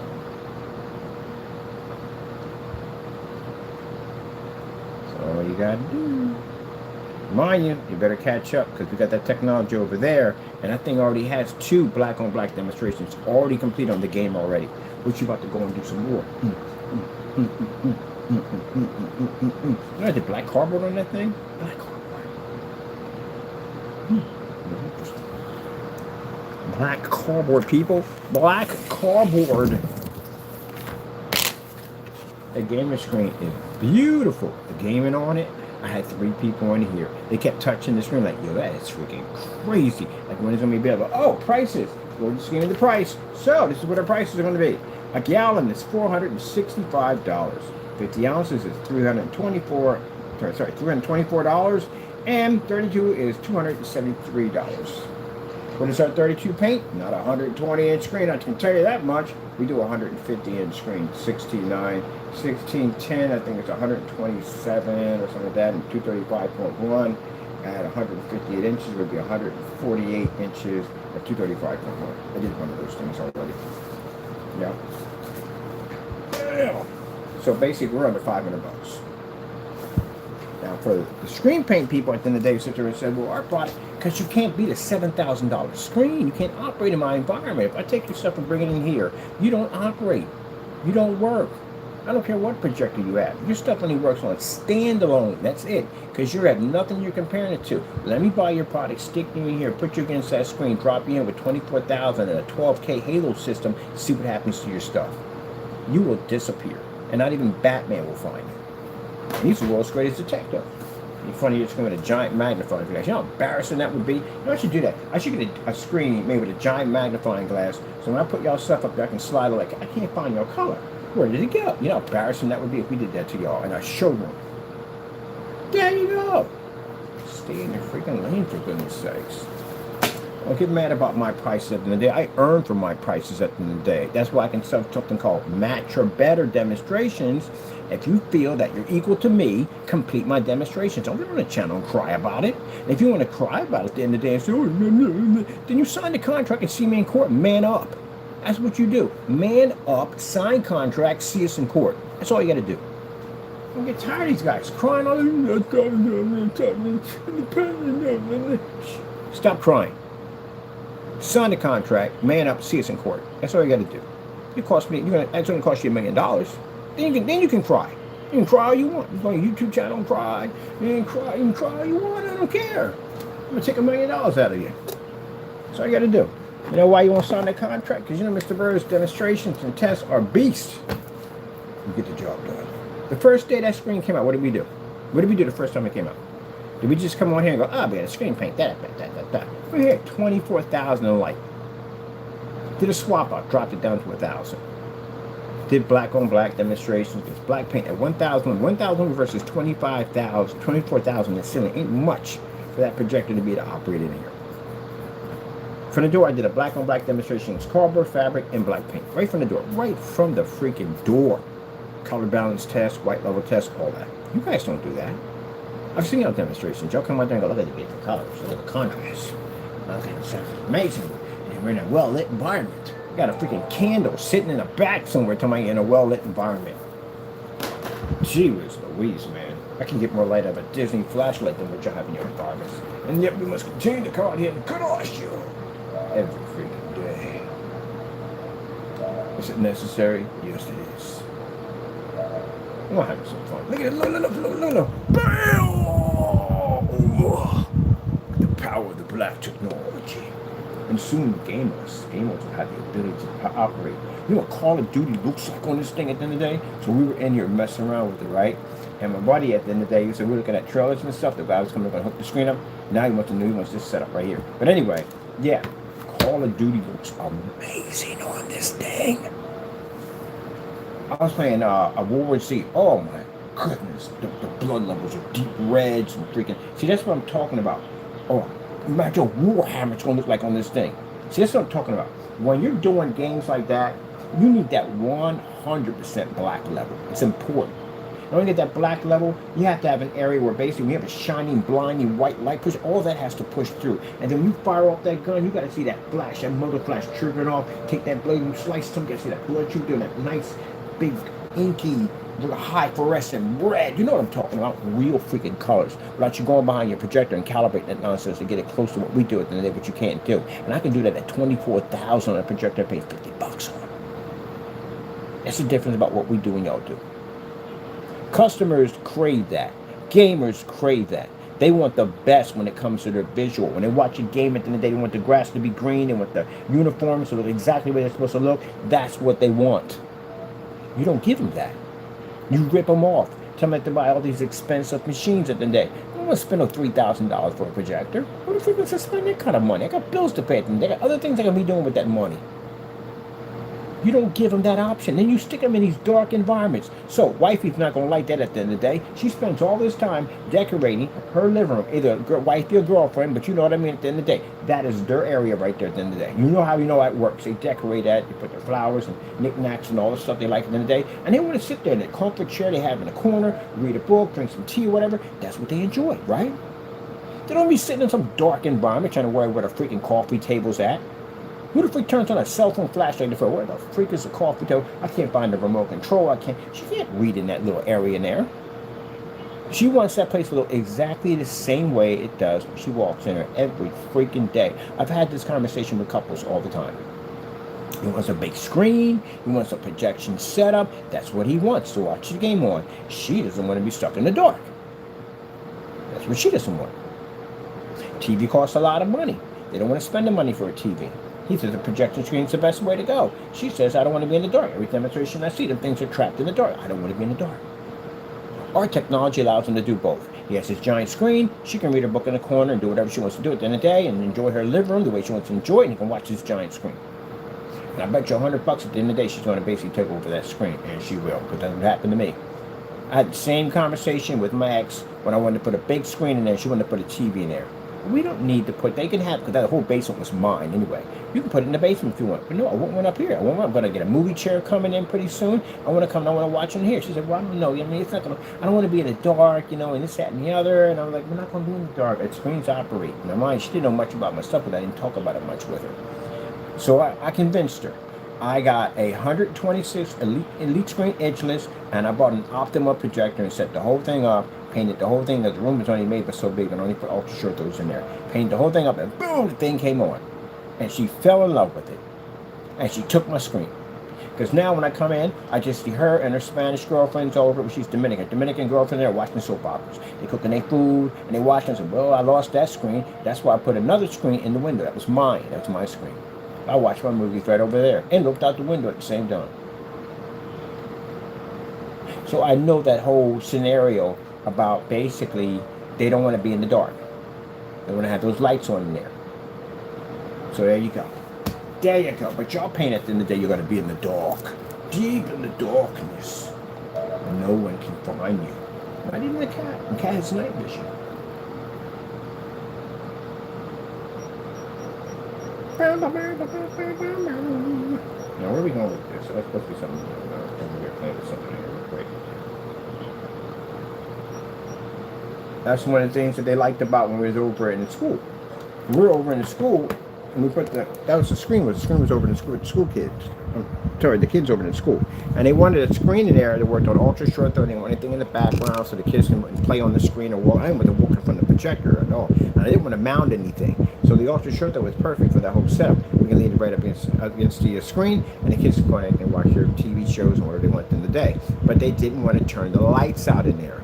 The screen had to maintain an image. So how would you guys work in that environment that I was in over in the carrying place and be able to operate an ultra short throw and a fully lit commercial environment without the screen deteriorating and washing out like it did when that guy opened up 2 curtains next to the freaking football game or baseball game he was watching? How do you do that? You don't. Your stuff doesn't work. And that projector would have cost them, when they picked it up, roughly around under $100.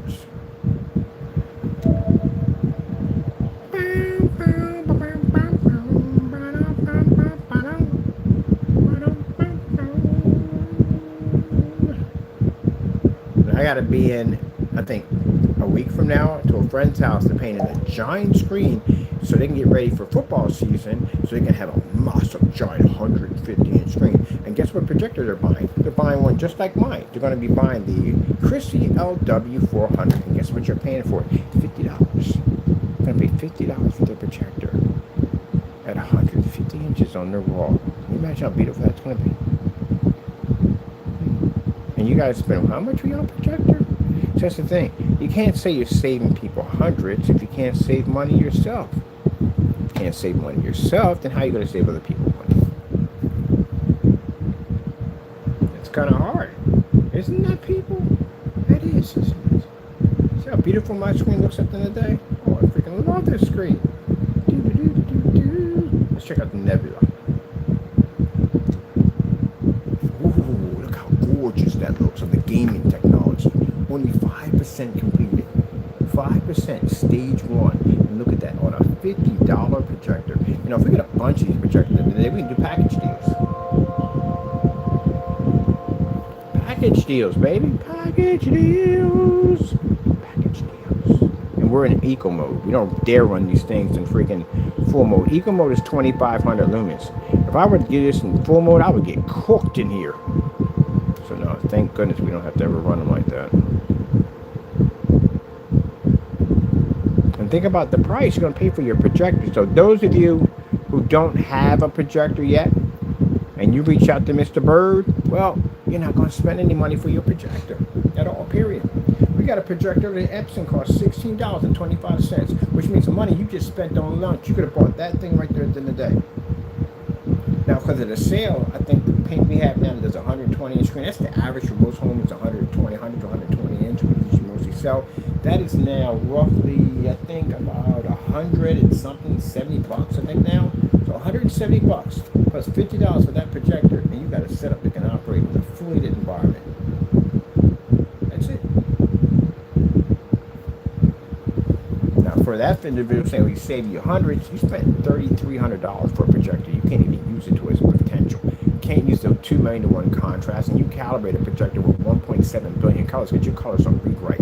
And I'd seen that thing in front of that screen, house paint in the day. That thing washed out with the house paint. These screens don't wash out next to black screens because they don't match them. All right, let's get back to the black on black list. I'm gonna check out my Nebula.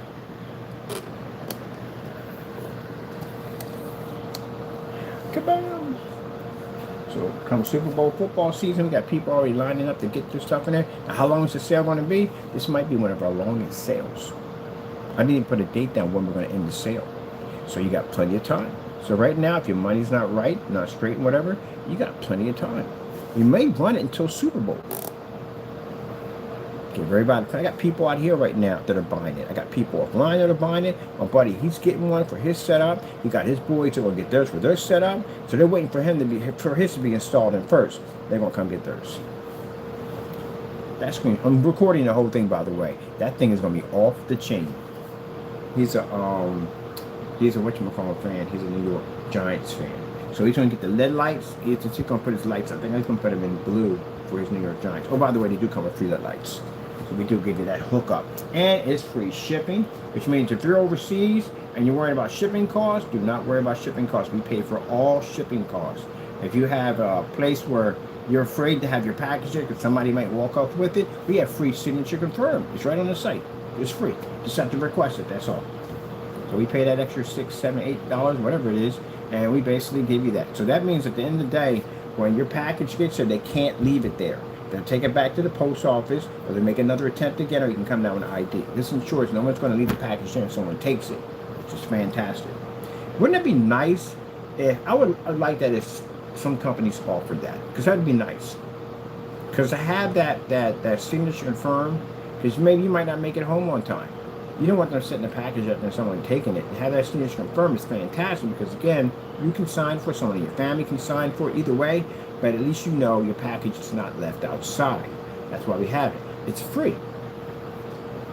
Just have to basically request it in the email. That's all, saying, hey, look, so-and-so, not a problem, gotcha.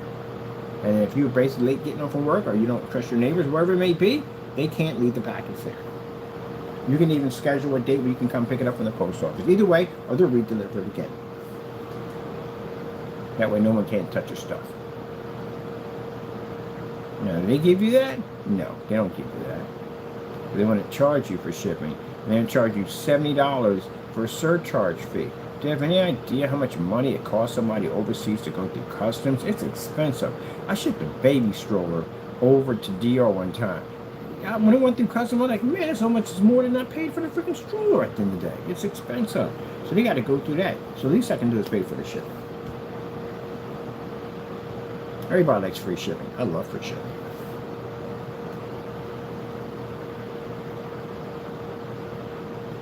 All right, you got a statement right there. Boom. All right. Where do we even start on this? Let's go to the site. Let's see. I'm doing the matrix on that one. On that one. This one.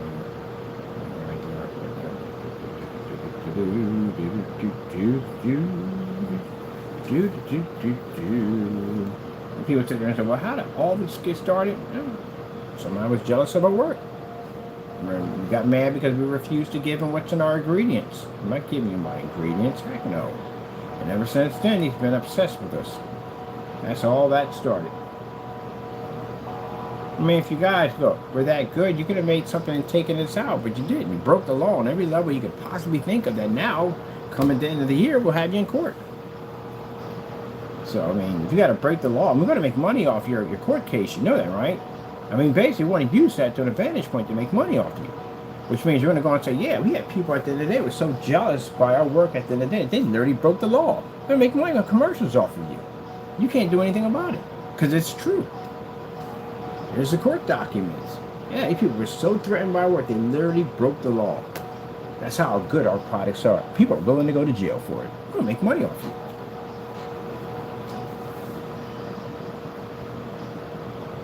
Competition cancels out every single time we come to the plate.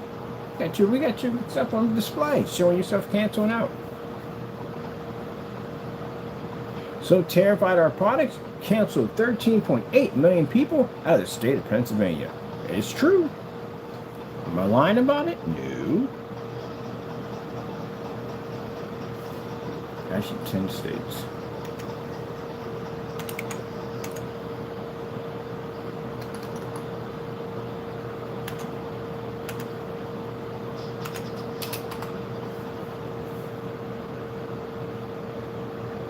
FEG, Sun Fusion. Watching a football game outside on a see-through screen. Look at that, isn't that crazy? Look at that, boom, that technology is ready to come out. That thing's gonna be insane. Can you imagine if you're out there watching the game outside on a 150-inch screen? That is gonna be amazing when the screen's ready to go. Yep, you're gonna be amazing, but we gotta do something else. We're looking for our black versus black. Let me see. SVG. I have 2 channels on here.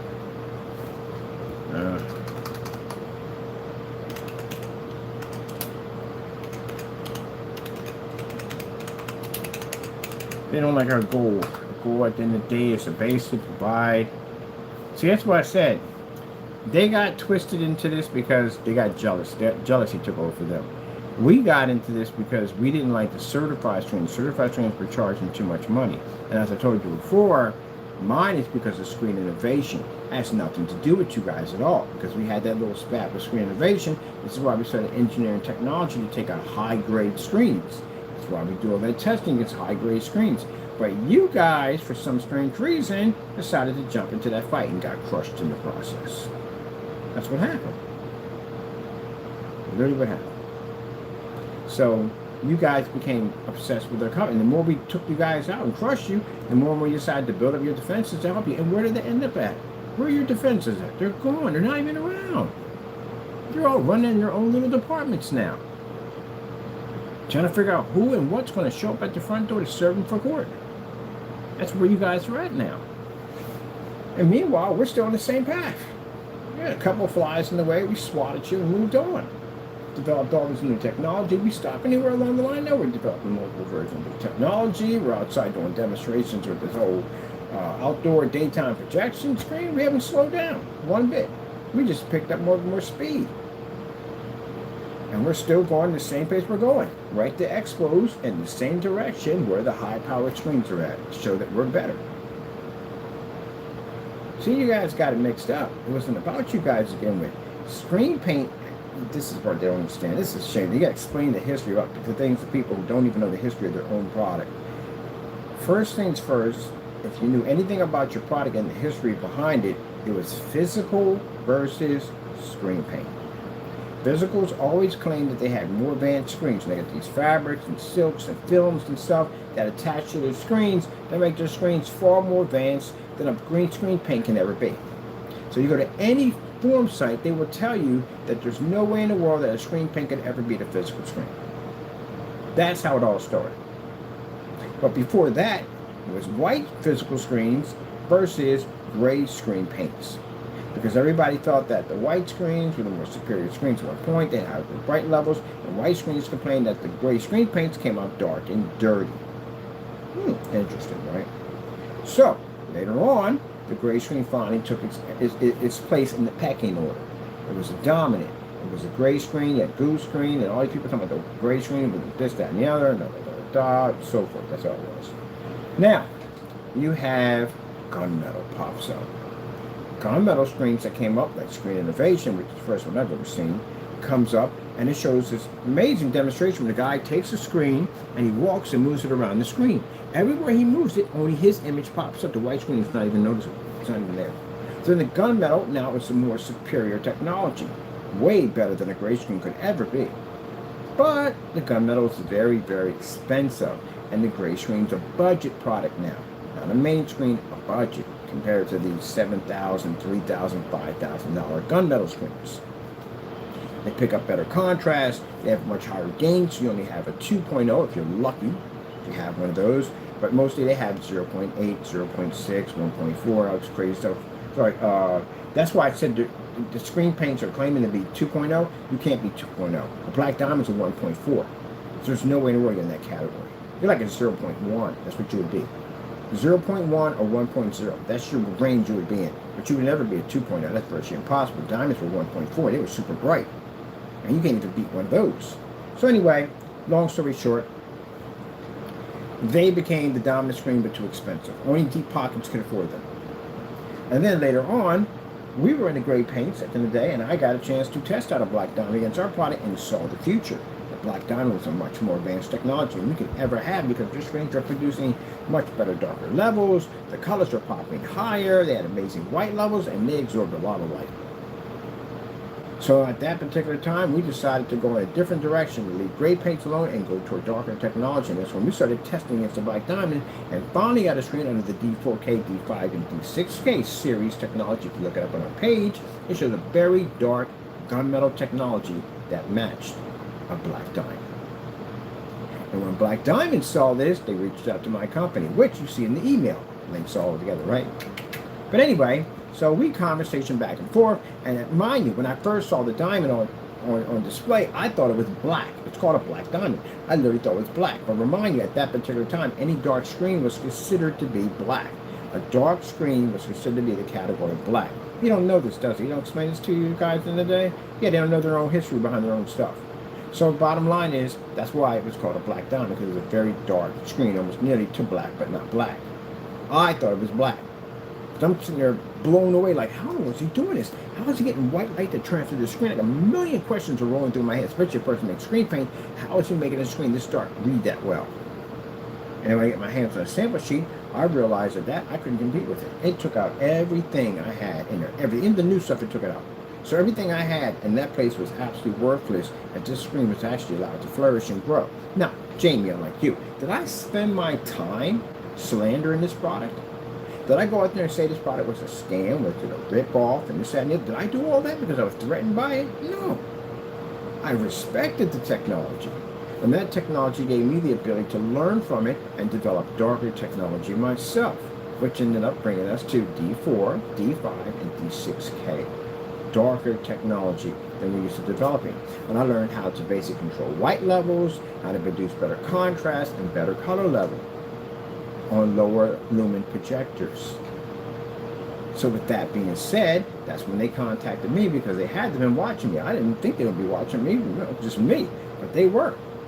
And that's how that letter got there. Now, later on, like I said, we requested an NDA because they wanted some of the product. And I said, I'm not shipping anything over without an NDA, non-disclosure agreement, which means I'm the only parties that know about it. And if anybody decides to try to take or steal or do anything with my product, I can sue them for it.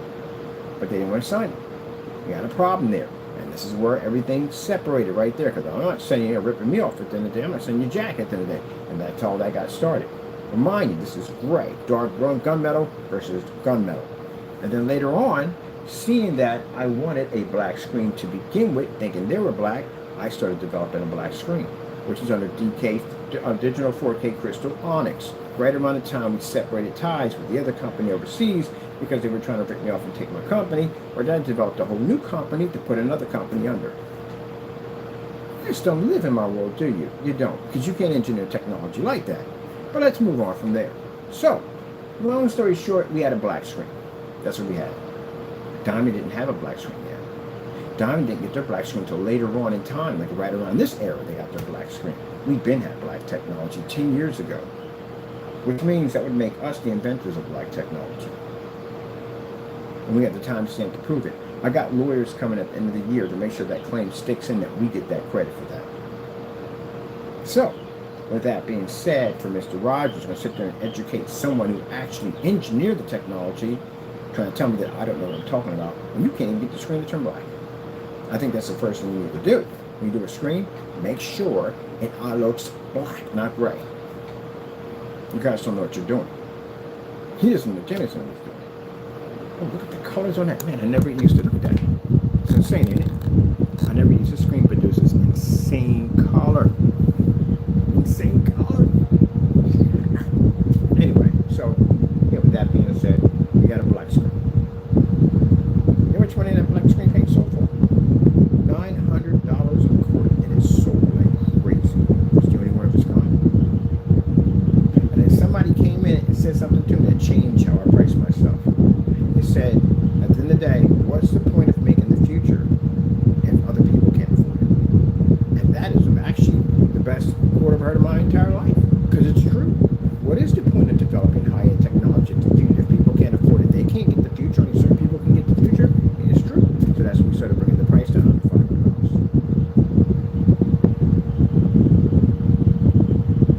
There you go. And meanwhile, Fernando's still making the same paint he's always been making since day one. And that's how that one works.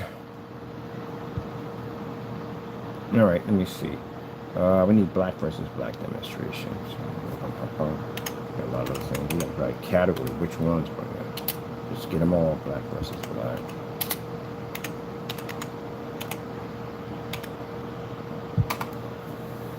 You guys should be to do this. You should be to go to your channel and pull up gray versus gray. And you should be to pull up all your test demonstrations on your products versus black paint, or gray paint, whatever it may be. But you don't have them because I've been to your websites or YouTube channels and I've typed in those keywords and we got nothing back. All right, let me see. I'm gonna go pull these in, get about all those videos uploaded in, and then be done. No, I'm done yet. I still got more stuff to do, but I got other stuff I have to do right now. I suppose I could be out and get some business at 9 o'clock. It's supposed to be 8 o'clock, but now it's 9 o'clock, people. It's 9 o'clock. Oh, we gotta hook at the mic. I got a microphone there, but a camera around here somewhere that runs through this thing.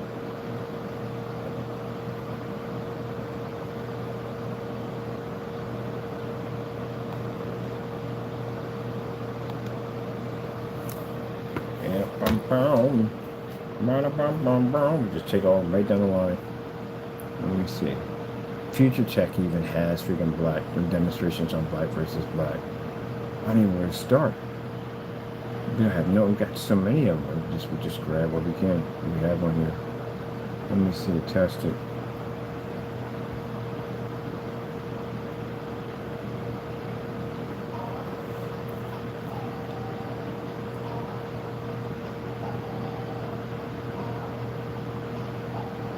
That's a whole video now. It's right there. What do we got here?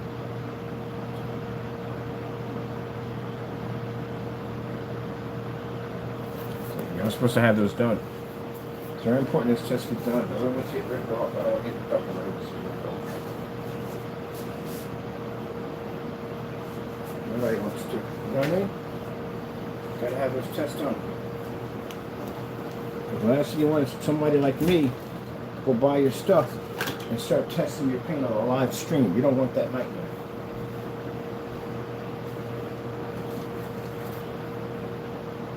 Everybody wants that nightmare. Trust me.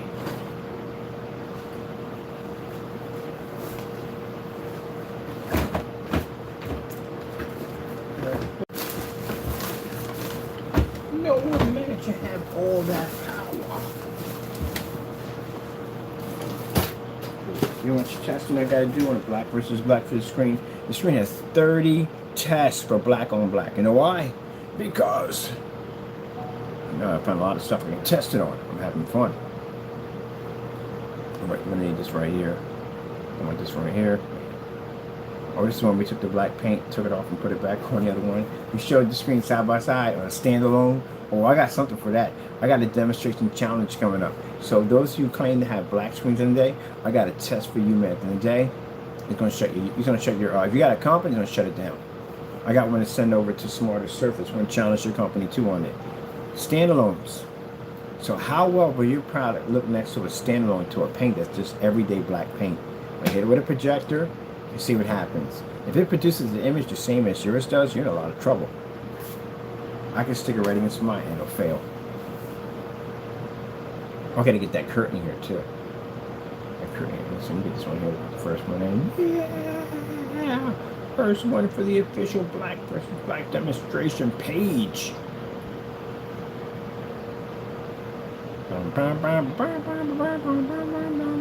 And also too, it will state at the end of the day, if you feel that the demonstrations done here are completely fake, sign the contract and see us in court. Note, all contracts in court will actually be $0.1 million. Like I said, when the person came in and said at the end of the day, why would you make a statement like that? You don't have 1 million. That's what makes it so much funner. We don't have $1 million.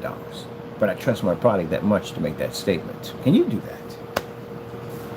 If you have that much trust in your product, it makes it fun. You guys are afraid. You're eggshell walkers. That's my word, by the way. I'm keeping it. Eggshell walkers. These are people that are afraid of stepping on eggshells. You might crack. Me? Well, I have no problem with that. I'll walk through their boots, heavy boots, and just crush everything in my path. I have no problem with that. We back it all up. That's the fun thing about it, of being able to back it up. Really excitement in my voice. When that screen comes on, all the testing and punishment we're going to put that thing through. I love this kind of stuff in the day. You guys fear this. You're afraid of this. Do you know if Home Depot, any one of those companies decide to make their own form of screen paint, do you have any idea how screwed you will be? This will put a lot of companies out of business. I mean, they got the clientele, they have the customer base, and they have all the products there to literally make their own screen. They just don't realize it yet. They sell the barbecue pits, they sell the seasoning, they sell it all. They just don't sell the screens. All these guys got to do is get a contract from a projection screen company, sell projectors, and they got the paint right there. And boom, that's it. You got competition. You got Home Depot. You're not going to survive that. Now, Home Depot's black paint, you can wipe all that stuff out easy. But it's an opportunity for Mr. Bird. It's a big opportunity for us. I told you today that if they decide to do this, they're going to put you out of business, but not us. And see, they're going to get a taste of that home theater, like that money they can make off of it. Until we come in and we crush their products with our technology. We're going to wipe out their black screens. We're going to wipe out their gray screens. We're going to wipe out any gray, dark gray screen, wipe all this stuff out with our technology because it's different. It means they would have to have a contract through us or we can take them under. Opportunity. Sometimes you have to start opportunity to gain opportunity. And I know somebody who actually is a higher up at Home Depot. I'm going to put it in their mind to actually venture out on that. But I'm not going to tell them what we do because we don't want them to know that. So they'll go out and they'll put the money and invest in it, grow it up, and make their money. At the end of the day, we'll put you guys out of business, and then we'll come in and we'll crush these products, all of them. And they'll have to buy from us. Opportunity. So you have to be a smart businessman at one point.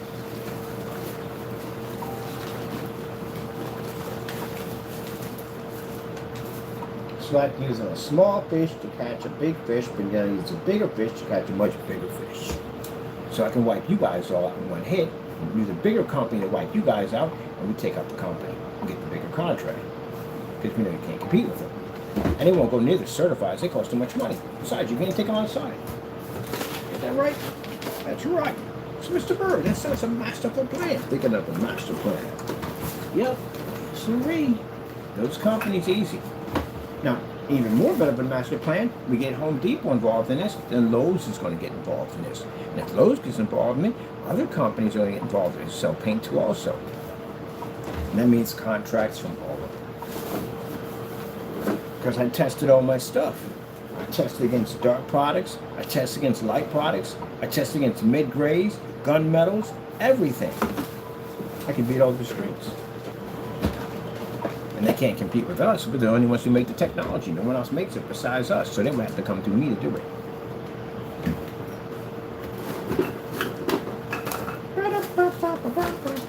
So I wouldn't have to worry about you guys in a day. I just get Home Depot to wipe you out. When they came with that Behr silver screen, you know how much that terrified people at the end of the day? The Behr silver screen matched Fernando's paint, the personal paint. It matched it. But the Behr silver screen is not made to be like a projection screen. It's just called its silver screen. But they literally can make their own paint. Matter of fact, I can give them the ingredients on how to make a great paint that can wipe your stuff out. So you couldn't compete with them. Isn't that interesting? Because we make everything. Business! And people get mad, they get personal, they get upset, they get angry, they get bitter, they start saying stupid things out of their mouths and stuff like that and going off, and then you get yourself in trouble, you go to court and you get locked up. See, it's not worth it. You know what you have to do? You're going to have to fight harder. You're going to have to make a product to compete with them. That's all you got to do. You haven't been testing your stuff, right? You're going to have a problem on your hands.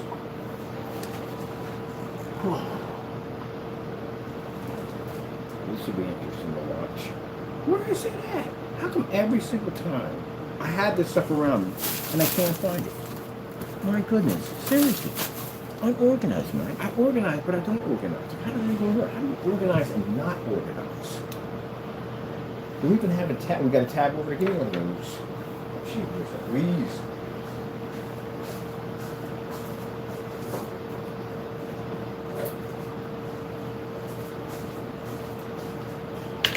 Diamond beat every single one of my swings. Did I get mad with them? No. Did I sit there and say nasty things about their company? No.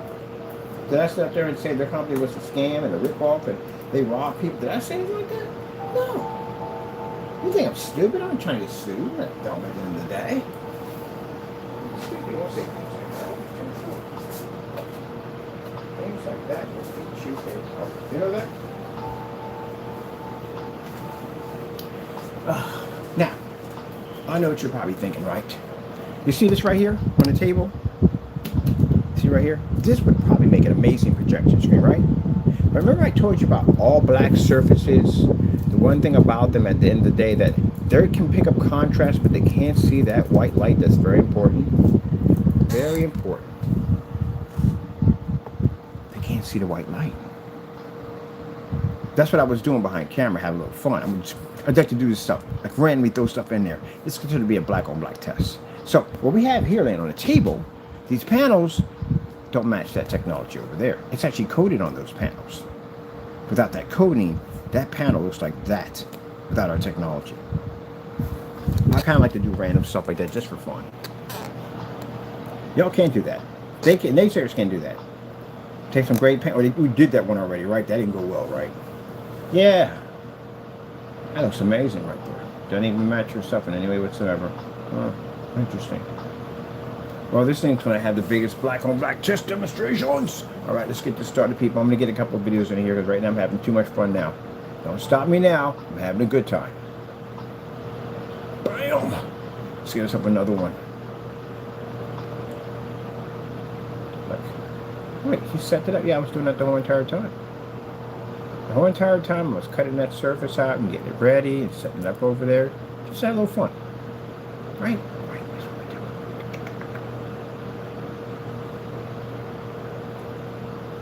Hey, we were just in there. Okay, and what the freak was this? Is it right here? Where's it at? Where's that was just in here? Did this cancel out? I cancel out. I have no idea. I canceled out. Let's put it back in again. We need these videos put in. Alright, let's get it down to work now. I'm just talking too much. I'm having too much fun. I can't help it. I'm just having a ball in here. I'm just having a ball, people. I'm just having a ball. Just having a ball.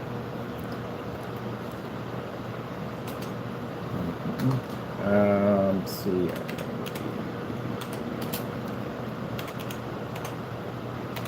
Let's see. Every time I do another demonstration, she'll do the same thing. They can make that in gray, by the way. But again, if you don't want to do it, I'll do it for you.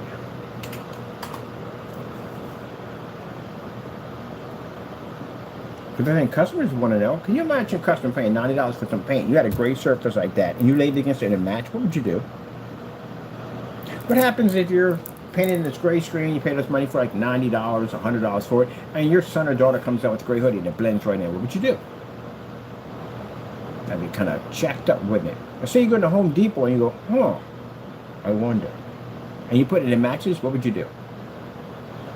You paid $90 for something that literally you went to Home Depot and did it for a sample for $7. What would you do? You'd call them back, wouldn't you? You'd be upset. You're like, hey, wait a minute. This stuff matched.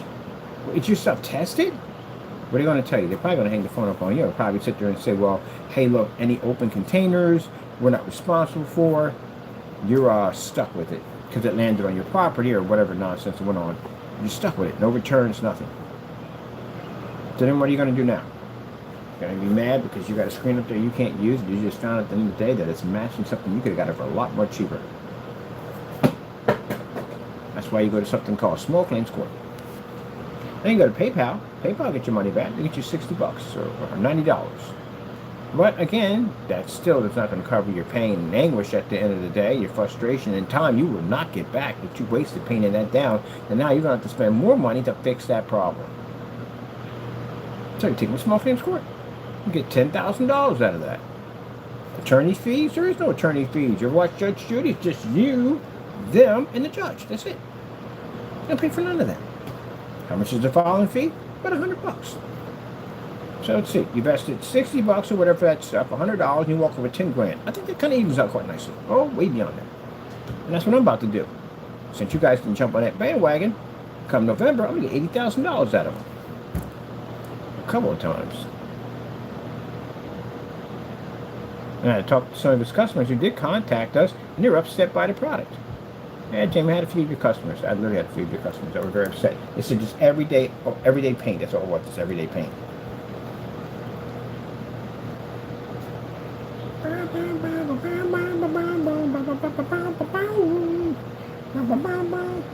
Black on black. Black on black. How do we get out of this one last time? It was just in here. How do we bounce out that quick? Alright, come on. I gotta get stuff done. I don't get stuff done and get moody. I get moody, I get depressed. Gotta get something. Look, it's a Phantom 21, black on black. That was 3 years ago. 3 years ago we did that test. That's going to be black film.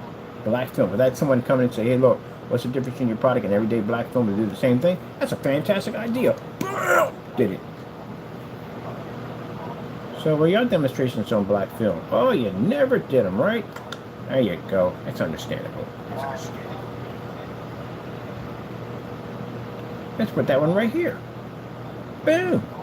Let's see, we got the video on loop. There you go. Remember, if you have a Wix account, make sure that they're on loop. If not, you're going to get all kinds of stuff that's going to pop up. You don't want on there. Make sure you only place your video and your videos only. That's the beautiful thing about the loop system. All right, come out of here. Let's give ourselves another one. Make sure we know where that's at this time. We deleted the video. There we go. Bam, it's right there. We'll come out of that one. Let's grab ourselves another one. You got that one already. This is on the Future Tech Nano Black. Wow, this was 8 years ago we did this test. 8 years ago. I think we've been doing it for years. 8 years, people. Let's have a look at that screen a little closer. Bam! My dirty monitor. Wait, where you at? Right there, right down. Yeah, 8 years ago. 8 years ago. Black on black demonstration. 8 years ago. Gentlemen, where are your tests? We're doing tests 8 years ago on black versus black? Interesting. Let's click on that one. Oh, that's when I was in the other house. Yeah, that's when I was over there. Environments change. Environments change all the time. Okay, let's go over here. Let's put this one down here. Alright, put that in there. Lock that in. Here we go. Make sure that video's in loop. That one's locked in. Black versus Black demonstration there. What do you got on this one right here? Oh, right here. This is Black versus Black. This is a Phoenix 19 Gamer. Ooh, yeah, the gamer trash here. They were super bright. Right there. Boom, boom, boom, boom, boom. Here's the demonstration going on right there. Boom! Shakalaka. Let's get that one done. Now, mind you, for every one of these demonstrations I've done, they should have had one done on Gray versus Gray. Anyone see any of them? Anyone? No one? Okay, just one. We get all these excuses at the end of the day. That's when they came with that dumb idea to always doing with camera tricks and the other. Well, guess what? Sign the contract, see you in court. Fernando already got that coming because Fernando, guess what's also in that contract also too? Statements that you made, that you said that we use special equipment in our phone software to make our screens seem brighter, or special projectors. All that's in there. Everything. You'll agree to everything you said. Sign it, see you in court. Don't punk up about this at the end of the day. I swear, man, if you swear if you don't sign that freaking document when it gets there, the process service that will come to you will show you no mercy. You and your family no mercy. You better sign. Don't make me take you to court. Don't make me have a process server come to your front door and take you to court. It'd be far worse. At least in this one, you'll be sued for $1 million. In this one, the process server is coming out, you'll be sued for far more than that. And we definitely will be pressing all criminal charges on everything you could possibly think of. So, sign it when it gets there. Next time to open your mouth and run about things you don't, at the end of the day, you shouldn't be talking about people today that you don't have real truth about. If you knew what you should have did, if you felt that strongly, you buy my paint. You never bought my paint. You've never bought any of my black paint. You know that? He has never purchased any of our black paints. He bought the digital 2.0. That's not a black paint. It was gray. You never purchased any of our black paints. I bought all your stuff. So, you better make sure when that paper gets there, you better sign them documents. And if you try to run, I got a bounty hunter for you. He's an ex-Marine. He'll track you. He'll find you. Now, don't do that either. There's nowhere to go. Sign the document. See, this is what happens. You go to a sports bar and you talk a whole lot of trash about a guy at the end of the day. What happens? Eventually, it gets back to that big guy at the end of the day. And that guy said, who said what about what? Guess what he's going to do? He's going to come down to the local watering hole, and he's going to come looking for you. And now you're going to have to explain to this guy today how you were talking all this trash about him. And chances are, there's a 100% chance he's going to punch you in the face. Right? Because you had no business saying things about him that weren't true. And that's what happens. You ever heard that term, keep your my name out of your mouth? There you go. But your problem is you like that. Put your name, put everybody's name down, blah, blah, blah, blah, blah, blah, blah, blah. So, when that letter gets there, you're just going to back up everything you said about Mr. Bird. Everything from scamming, the whole 9 yards, all that. So if you have what you said, and I'm this person, 100%, then there's no problem signing this, seeing this in PA, and let's get this going. But if you don't, and you ignore this, and you think nothing's going to happen, you're going to think the gates of hell open up at your front door when you get done with you, Fernando. I got so many agencies that can hit your door, it's not even funny. And I will get those process servers to hound you every single day until they serve you to bring you into federal court. So, don't play with me. I'm not that person.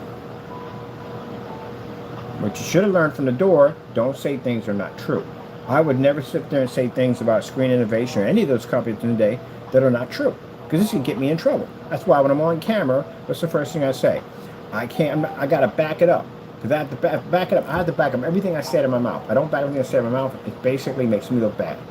So that's why videos take so long. Because you see me going here, pull this video up, see me pull that video up, pull those documents, pull these documents, I back up everything I say.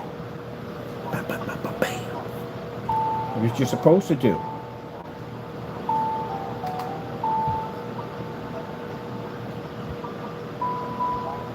Now, Screen Innovation felt in the day that I was basically bad-mouthing their products. They would have basically hit me with a lawsuit first.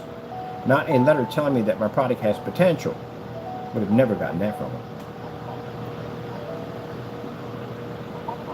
How did you start by yourself over here? But we weren't on you. We started over here. Yeah, we would have never gotten that from them if that was the case. Hey, didn't I just do this demonstration we did? This is on the Gamer Paint. Bam! I just did this one. So in the game, it's the recent one. Put that in there. Boom!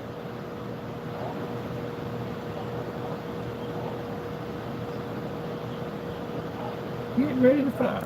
I guess he didn't know. So yeah, when he gets scared, he runs out of the room because he knows it's coming. He knows it's coming. That's why he leaves, because he knows it's coming. Yeah, it's coming, buddy. Sign it. What are you going to do? Get on camera and apologize? That's not going to help you. Apology is not going to help you. We're taking you to court. We're past apologies now. We're taking you to court. We have done everything we possibly can for this guy. We gave him cease and desist orders, gave him multiple options to get out of these situations. He didn't take none of it. Apology won't do you jack right now. I'm coming for you. It's nothing to do with hatred. You did something dumb. You said something nasty about my company. I'm going to take you to court for it. So, apology won't help you. Plea deals, plea deals are off the table. Whatever we hit you with, we want maximum on everything. And before they'll either be to lock you up, you know it's coming. Because we got to tell them. And I will tell them when we get in court exactly what we found out. So we'll go from there. Well, they'll go from there. I ain't got nothing to do with that part. And they're going to find it anyway. They're going to run a background check on you. You're going to pick it up right from the door. You can go call them racist at the end of the day, too. Oh, by the way, I'm taking you to court for that, too. For making that statement. Defamation, buddy. I got pictures of you calling me racist and with my picture on it right on your YouTube channel. It's going to cost you some money. A lot of money. Because Jamie felt that was racist because he should be allowed to come here to our country at the end of the day, break crimes, commit crimes, counterfeit, piracy, rip off his customers, and all kinds of types of scams. That's what you have to be to back up when we take your company to court. And when we take your company to court, you're going to have to back up that all the things you did them here legally. That's what you're going to have to do.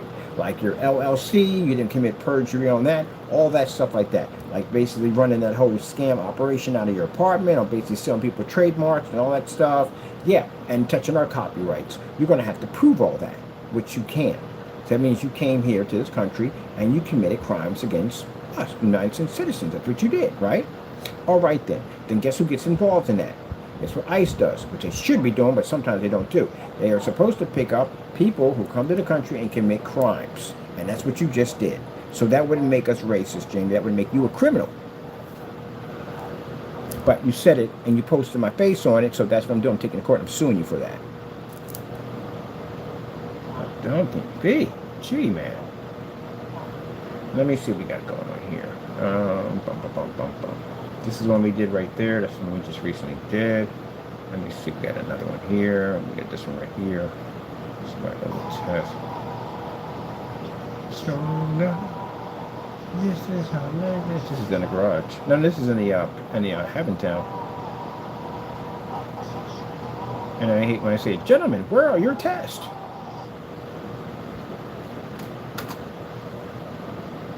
You should be able to punch this many in. Alright, there we go. That's finished. What do we got going on here?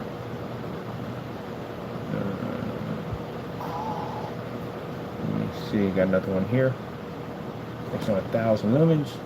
Boom shakalaka. This is in the garage. See how my environments change at will? Anywhere we go, we do these tests. These tests have to be done everywhere we launch a paint. This is against the FLE, Eclipse Cinemax. I just test on it. Gentlemen, where are your tests at? Oh, by the way, I'm looking forward to getting my black paint. You better send it to on top of that. We got a certified letter coming to his door requesting our black paint. You better get it. Because you made some statement about my product being nothing more than black paint. If we don't get that paint, at the end of the day, I'm taking you to court.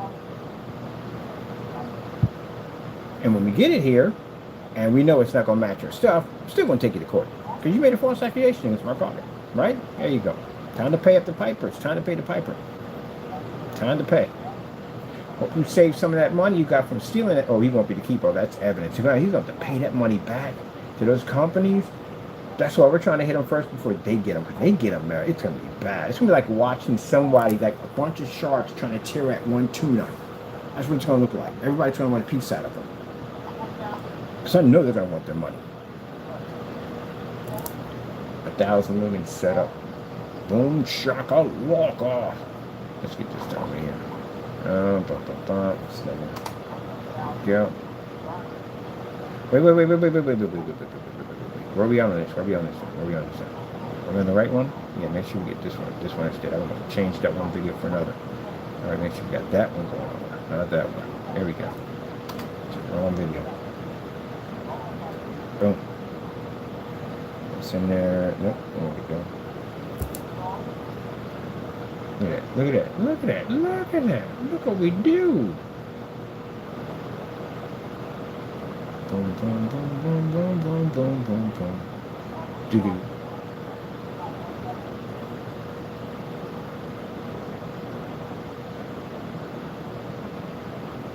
Boom, boom, boom. Black on black demonstration here in the office.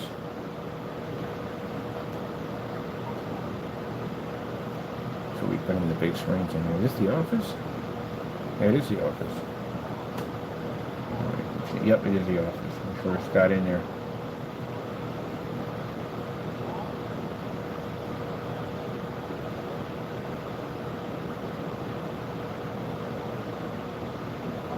So again, when we challenge the other companies about basically making statements about your contrast levels, yeah. If you're saying that you got a black technology, this is going to be far worse because again, at the end of the day, you're going to have to show that you have the same testing we have. If you don't have any testing, no, we're going to base off our testing. Well, based off your testing, if you had that testing, mind you, if you sold that product, that means that the test you have to show had to be before you sold the product. So this is the part where you get nervous. See, people going out there and making too many fast products out there, not properly testing your stuff. This is in the Hackentown. Boom, another test right here. Boom. Yeah, because I have these tests on. Wow. Wow. Talking about to hit that round on. Oh, you can pause and pause. Here we go. I go to chilling. So we're gonna make a good amount of money off you people at the end of the day and got your stuff backed up.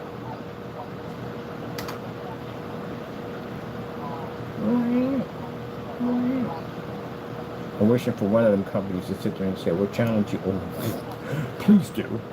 Thank you. I'm going to thank you. I'm going to send you a thank you. Thank you so much. I appreciate it. I'm going to get publicity off you at number one. I'm going to crush your screen in the process, and you're definitely going to pay me for my time. I'm going to have a ball in there. I'm going to basically have a ball. Thank you for giving me the opportunity. Did you just thank us because we're going to court? Oh my goodness, this is a bad idea. You guys should have a bad idea. Should have researched me for it. Should have researched me. I'm going to wear a hat with a shark fin on it.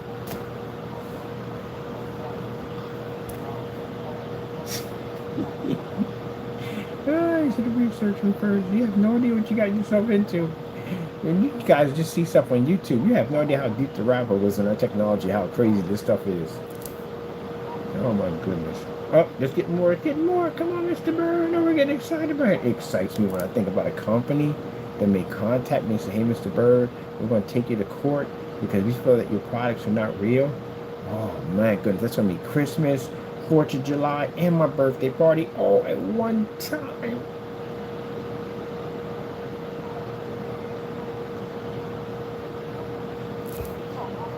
Man, you don't even have a chance in court. That's like them taking off in the airport and both the wings blowing off. You ain't got a chance in that whatsoever.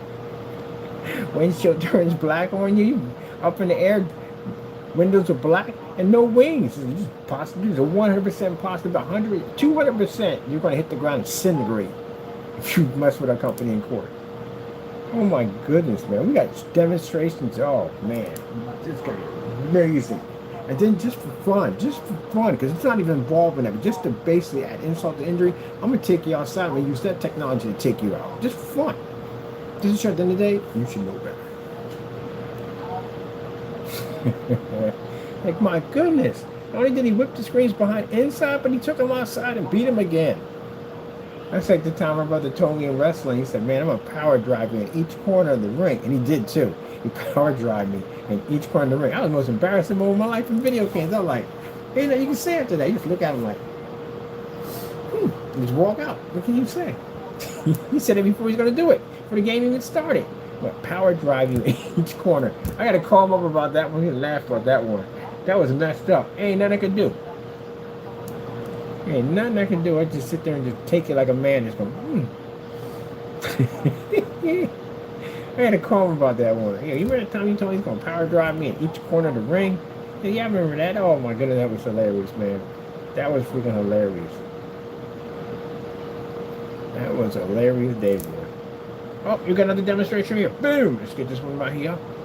Right here. Do we run out of room yet? We got one more video player. You know, we actually got more, but I'm actually gonna do so many. I'm gonna come back and break it down. Break it down, people. Break it down.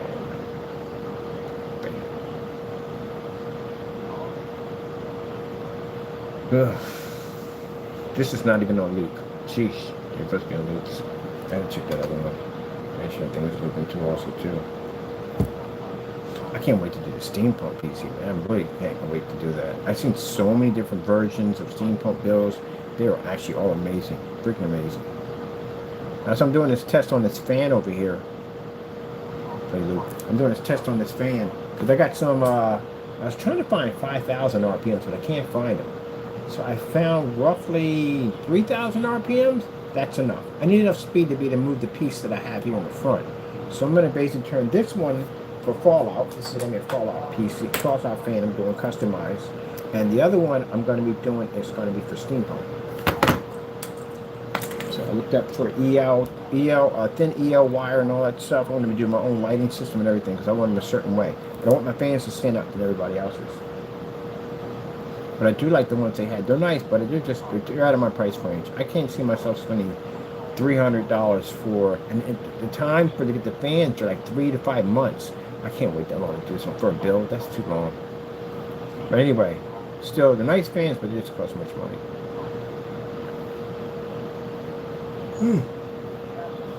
I try to build PCs that everybody can afford. That's the whole purpose when we build these things, to make it so that you don't have to spend money for a lot of expensive parts. Which the other guy basically didn't take away from that. Yeah, when we build PCs, we build them so everybody can afford them. The parts are easy to get. And then we build our own cases and stuff. And then they show that you can actually make PCs for much cheaper. Ain't about having the most expensive parts in your case. You basically build them so everybody can basically, if someone's learning how to build a PC for the first time, I'm not going to spend a lot of money for parts. I don't want to spend a lot of money for parts, but I do want a nice system. Well, did we just do this demonstration here in the color inside? Yes, we did. T-shirt and black paint. I'm going to do some demonstrations right now here. I'm charged up. Right, so I know I copied it twice. I know I did. I'm come back here, put it in here.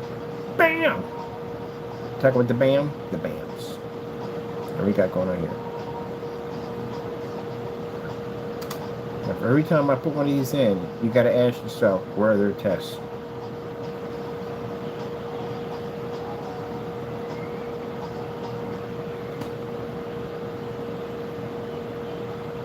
Black versus black test. Phantom. So Phantom technology. Black versus black test.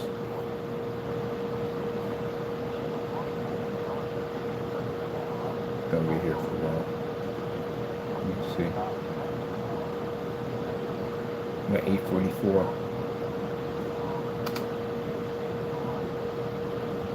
Make sure we're basically in loop. We're definitely in loop. Black versus black. Do another one. Let me see. Black versus black level. It says Phoenix 19.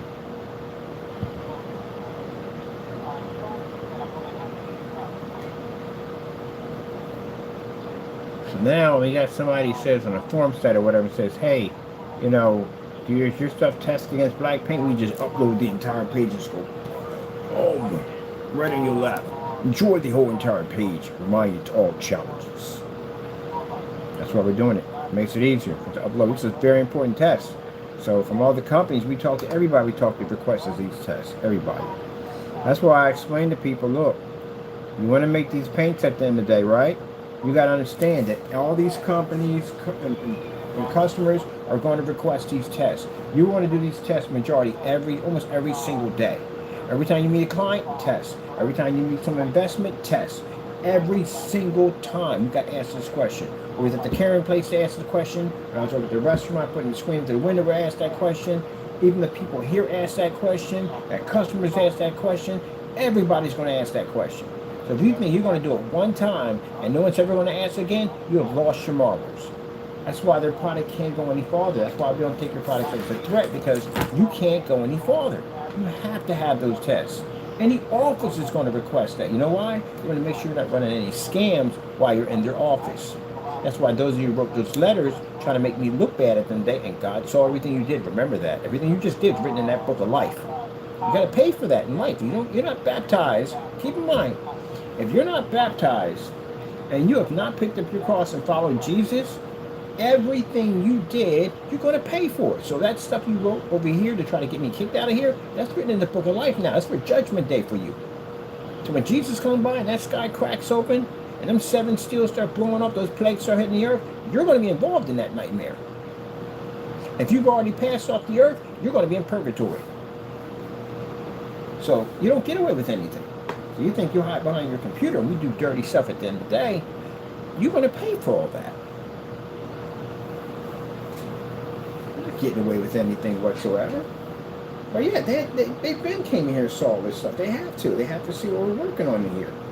So when you write letters like that, you know what that says at the end of the day? That tells you that you're a troll at the end of the day. That you're just a loser.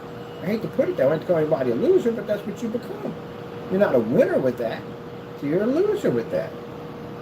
So again, when you do stuff like that, that doesn't make us look bad. It makes you look bad.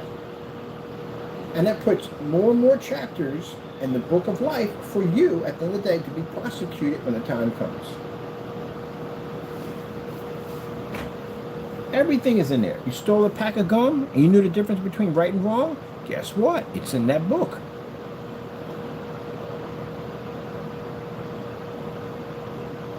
Now, even the Lord has a book that says who and who's not going to heaven. And y'all gotta keep your acts together, man. Y'all not young. Y'all old people at the end of the day, just like me. I'm old. You ain't gonna be on this earth much longer.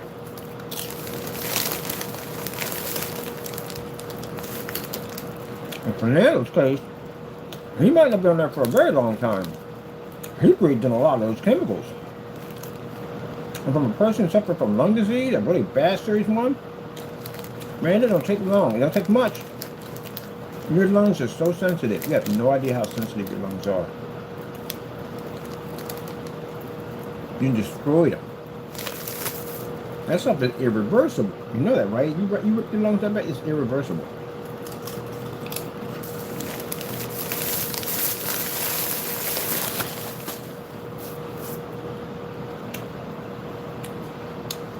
I talked to my doctor about the machine. He's a lung doctor, he's a specialist.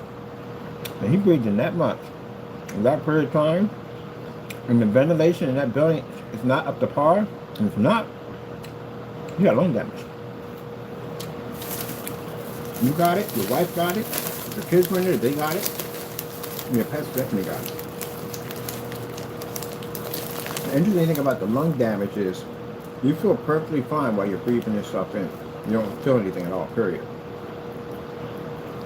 And one day, things start trickling off. Like you start getting headaches and all kinds of stuff, numbness in your fingers, that's nerve damage, stuff that's in your blood, is in your bloodstream. And you know, you start having issues breathing.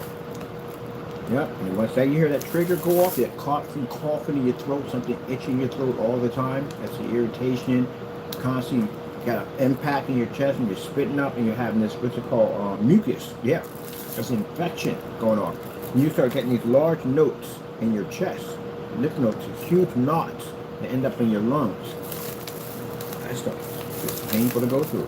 And he breathed in enough of that stuff to kill him.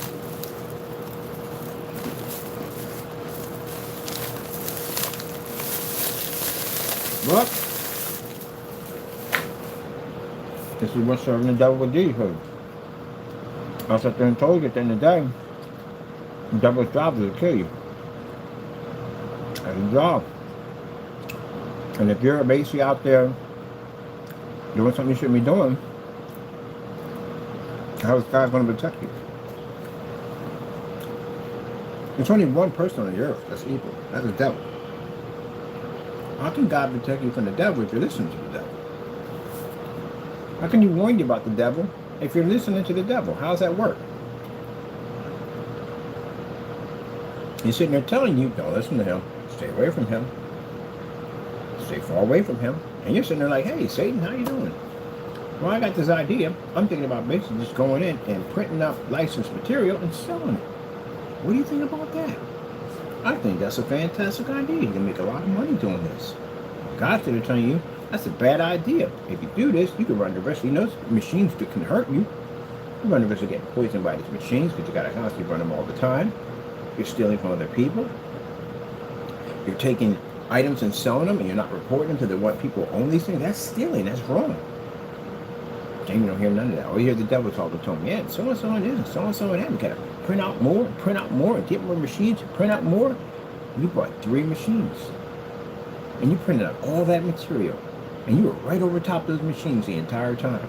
It said right there where I read that there's no particular place that you can go in that apartment you wouldn't have been hit by those particles.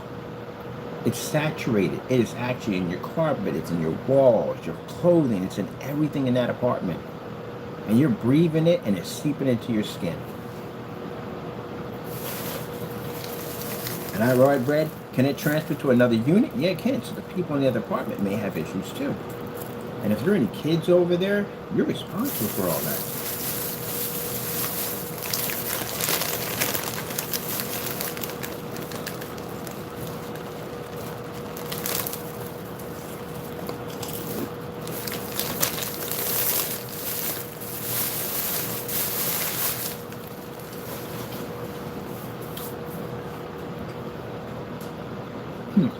Serious, I'm not sure what that.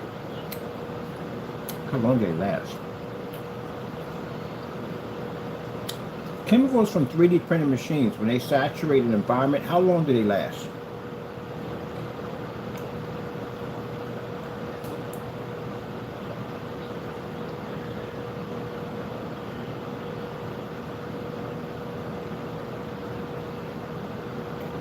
You're screwed. It says several years? Are you freaking kidding me? So those chemicals, when they uplift in the machine, those particles are in the air, the ones you're not supposed to breathe in. Performance degrades over time, while the machine itself might last for several years.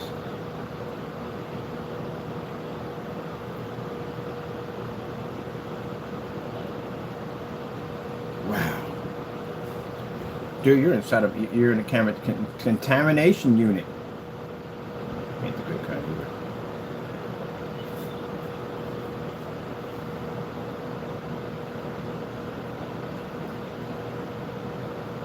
Can these particles from a 3D printing machine saturate themselves in furniture and clothing? Yes, it can. Right there. Compounds VOC can settle into and absorb by furniture, clothing, happening through the process of similar, however, it helps pollutants. Yeah, it's the same thing. Man, it's doing a lot of people with cancer. It's doing a lot of people with cancer.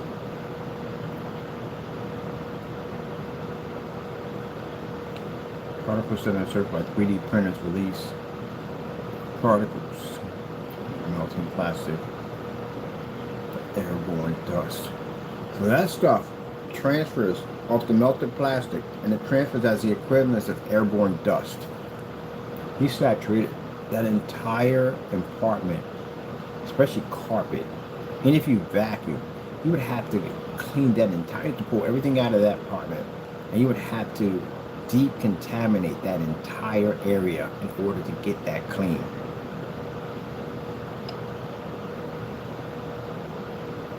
So it gives off a settling dust. Yeah, he breathed. This man, he's going, I put it this way, you're about to go through some real bad stuff. You are. But see, so it's interesting, I'll tell you why. Because Jamie was taunting me about my lung disease. He was saying some nasty stuff about me dying from my lungs and all that stuff. You gotta be careful about the things you say.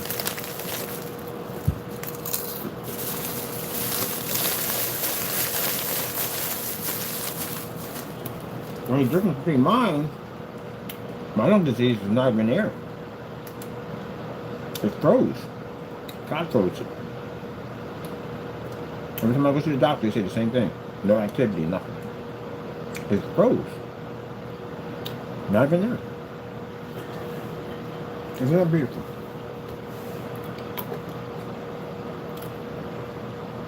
You gotta go see a doctor, man. You, your wife, your kids, and your pets. And you gotta have somebody come into that apartment. You can't.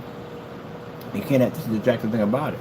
Because the business he's running is illegal, he can't have anybody in the apartment. You can't even report this to the hospital. This will get him in a lot of trouble. I mean, he's stuck. But if he continues to print these, he can kill himself.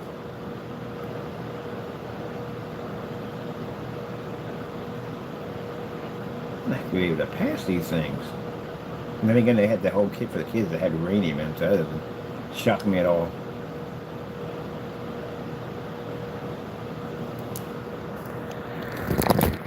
See this right at the bottom? Put this right there. Just one look at that. Avoid printing in living spaces. So, the people you see that are printing these machines, chances are they're probably renting out a place, like a building, something they can work in.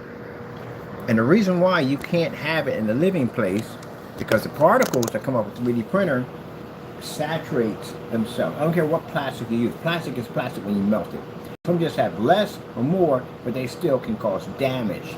Someone said, well, this is called, no, it's plastic, it's a chemical, you're burning in the air, it's still dangerous to your lungs. So, that being said, the reason why you're not supposed to have it in a living area, because these particles that take off this machine, they land everywhere. That's like I said, it's the equivalent. It's like if you have all black furniture, you put white paint in a sprayer, and you open up all your windows. You spray, you turn around, you'll notice you'll see a light dusting coating of white paint all over your stuff. The dust comes down. It doesn't all blow out the window.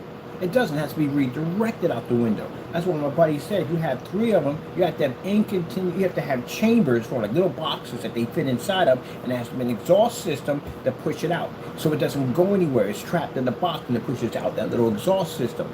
Individually, they have to be cased in. That's how you have to do them. That's how his units are set up that way. They're individually cased in. So what he has 3 machines in there back to back to back, all burning this chemical. One of those machines can cause that much damage. He has 3 of them operating there. This man poisoned himself. And that residue lands on everything like dust. So that apartment right now, for the time and how long he's been doing, how small that place is completely saturated in those particles. That takes several years to basically dissolve. Which means he's breathing that stuff in every day, and it can travel through bloodstreams. Your sweat pores, all that stuff, your fingertips, all that stuff, yeah. So basically, at the end of the day, this man killed himself. He poisoned his family. He poisoned everything around him. He did. Right? Agreed. Money. And if that's stealing.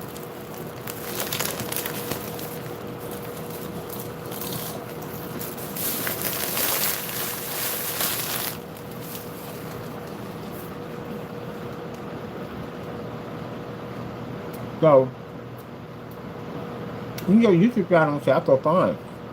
Yeah, you do now. But you don't know what's going on inside your chest. So that's how I felt.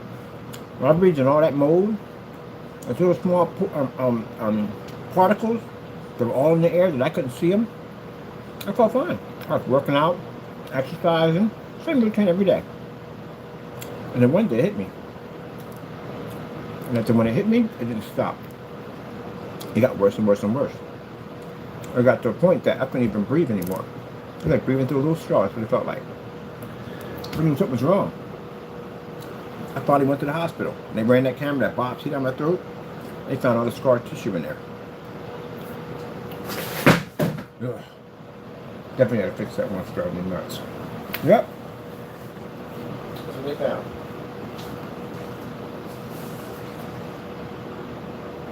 All that scar tissue in my lungs. I pulled that camera up and showed me that X-ray. I was like, my God. All that was white. My chest was all white. It's all scar tissue. And so the good thing about it is, none of your lungs deteriorated, so your lungs are strong. Because I worked out. I was in shape. I exercised every day. I was in shape. This guy's not in shape. You don't work out. Your lungs are in bad condition. They're probably in bad condition before you got that stuff in you, because you don't work out, you don't exercise, you eat a lot of bad food. I can tell by your weight. You're heavy. This is why I try to understand at the end of the day that you got to take care of yourself, because anything may come up and may happen to you. Your body has to be prepared to be able to handle this mess. And when I got sick, I was in good shape. I worked out every day. So I was able to take the impact. And the impact was bad. I couldn't imagine how bad it would have been if I smoked or drank or any of that stuff, how bad that impact would have been. I don't do any of those things. So I was in good shape. But I still took a heavy impact from it. It took me years to get back on my feet on that one. And a lot of prayer from the Lord. But this man don't follow God. He follows the devil. I hate to say it, Fernando. You don't get this thing checked up. You have to go see a doctor. And you're going to have to tell them exactly how it happened, because they're going to find out how it happened. They're going to run your blood tests. It's going to come up in your bloodstream. That, whatever you're printing in there, is going to come up in your blood. And they're going to ask you, you operating a 3D printing machine in your apartment. They got to report that now, because they know if they got in your system, anybody around you got in their system too. Now you got another ticking time bomb sitting over the top of your head. You can sit there and wait it out while that poison gets in your body. And your apartment's contaminated right now. Anything you touch in that apartment is going to contaminate you, because those particles are all through that area. You're going to have the apartment tested, and they get there, they're going to find out you're running this business, you don't have a license, the doctors are going to find out it's in your bloodstream. See what I mean at the end of the day? Following Satan? That's what Satan will get you into.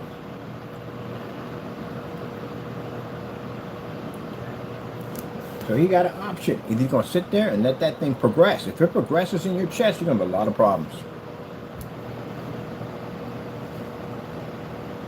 Let me see one thing real quick. Out of curiosity. How long does it take for fumes to leave a 3D printer for you to breathe in? I don't know.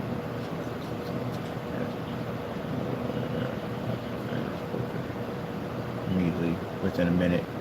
So basically, they can be inhaled immediately within 1 minute. So if he breathed anytime, because you're breathing all the time, you mind you're constantly breathing. There's air constantly flowing through your lungs. You die. You don't.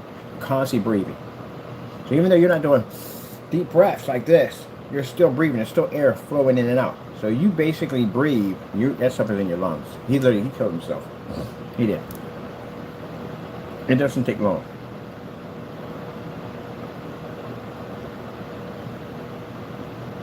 Everybody keeps speaking. Ventilation, ventilation, ventilation. I've read the ventilation multiple times.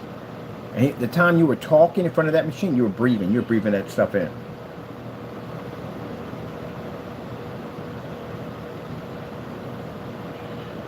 It said no signal fixed time, which means that could be anything. So it says, let's see, in the air, at least within the air, as long as the printer is operating, they can be, oh my goodness, as long as the printer is operating, they can be held immediately or within minutes. So not only did you saturate your apartment with these particles that you have in there, but at the time that you were over top the machine, even talking or whatever in the YouTube channel, what you're doing, or you're sitting over top and watching them print, you breathed in all that poison. And people do this all the time when they get on camera. Oh, I feel fine. I was the same way. I feel fine. I'm okay. Da da da da da. Everything. And then boom. What do your lungs look like after breathing in from a 3D printer?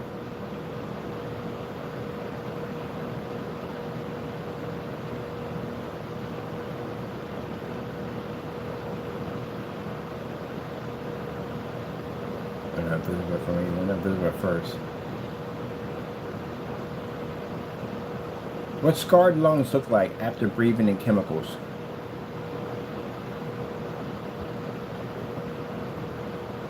So that's what your lungs are going to turn into right there. Yeah, it's pretty bad. And it's scary as I don't know what. Me? Was I scared when they told me that? No. I'm a Christian at the end of the day. I've been through all this crazy stuff before. I went blind at one point, got hit by a car, it screwed in my kneecap, told me I was going to walk again, so I'm used to this.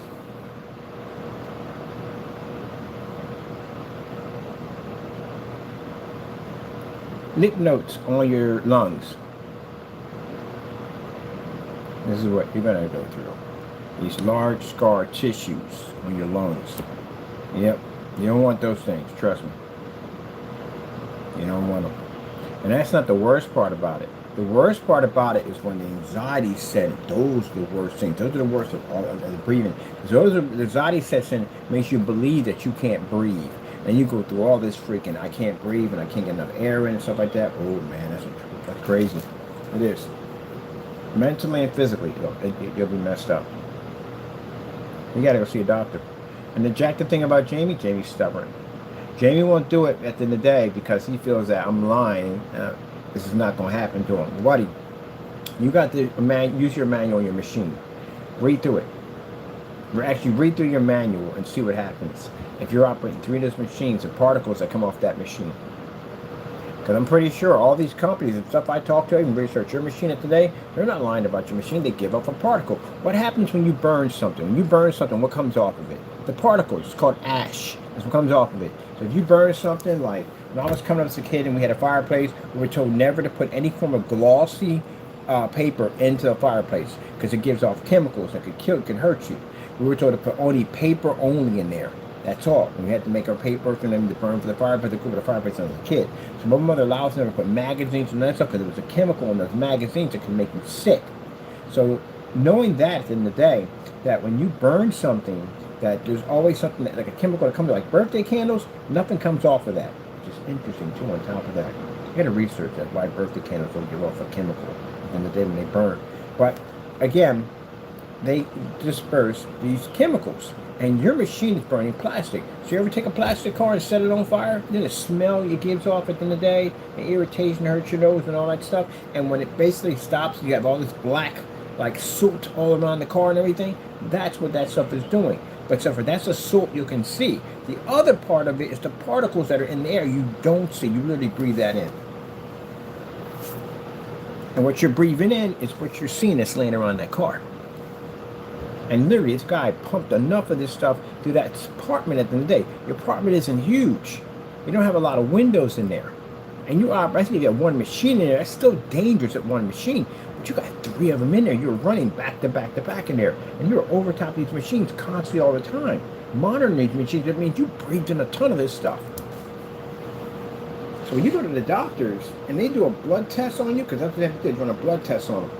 They run a blood test on him, you're going to have to tell them why you're in there. What are you going to tell them? Oh, I was operating 3 printing machines in my apartment? And the first thing to say, is that legal? Can you do that? Because even they know the history of those machines. They know it.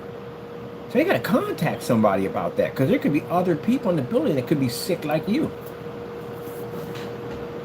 But if he doesn't go to the hospital, them lymph nodes are going to expand and get bigger and bigger and bigger, and his air is going to get cut off. He can die.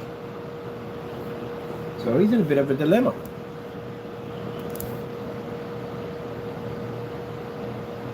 And then you got a process server. We don't have a process server yet. If he's trying to pay him, go to court. You got that to deal with. He got a lot of. See, that's what I'm saying. The other day, messing with the devil. Messing with the devil. Bad idea to mess with that guy at the end of the day. Whatever it is, whatever it is, it's not a guy, it's an it. But anyway, bad idea. Don't listen to anything he says. Anything he says is going to lead to bad things in life. And look at the situation he got. This man has nearly poisoned himself and his family using those machines. Trying to get rich. Ripping off companies. Oh, man, I tell you, boy. Warn people. I warn them. They don't listen. Don't listen at all. And then chalk up and saying, oh, he must be jealous. Yeah, we're jealous, Jimmy. You see that stuff over there? Yeah, we're jealous. Okay. We're not jealous over what you do at the end of the day at all, period. I don't appreciate you ripping off businesses. I, a business myself, I got to pay for trademarks for all this stuff. And copyrights and patents and all this stuff to protect my company. I don't appreciate someone touching my stuff that I worked hard to build. Like you. So I don't appreciate at the end of the day that you go in and you rip off companies who worked hard. And especially my buddy Stan Lee. Because I respect him at the end of the day. I would never ever rip him off. Never. You're never to call yourself a Marvel fan. You ripped off Stan. And at that, I mean, of all places, man. He sold it at Comic-Con. Are you kidding me? It's a slap in his face. That's a slap in his face. That's a great way to honor Stanley, the late Stanley. Fantastic way to honor. Let's just steal his Spider-Man and then go over to Comic-Con and sell it and make money off of it and spend his work. That is so disrespectful. And Stanley passed away. It's so many freaking artwork that people are putting out on basically their condolences and just everybody was heartbroken. That was a hard thing. You know, big fan people, but huge Marvel fans. And here, this butthole over here is freaking printing out his works, just bragging about it on camera. I printed this one out right here. Yeah, call him a butthole. You are a butthole. Got a whole collection, and I can't even look at it. It sits in a storage unit. It just sits there. I can't look at it. I don't have none of the statues. None of them are here. None of them. Can't look at them. I can't even watch any Marvel movies anymore. Last one he was in, I haven't watched the movie since. I haven't seen any of them. I won't watch them. I just can't. And this butthole coming on making money off his product at the end of the day. How do you think he would feel if he was alive today, how he would treat that? And he would be very upset.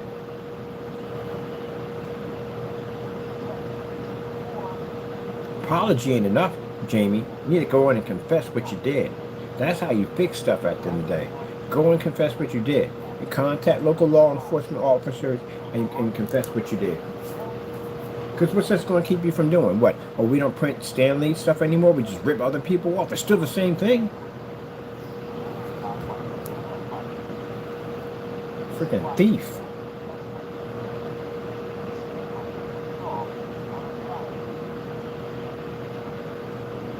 Let me see.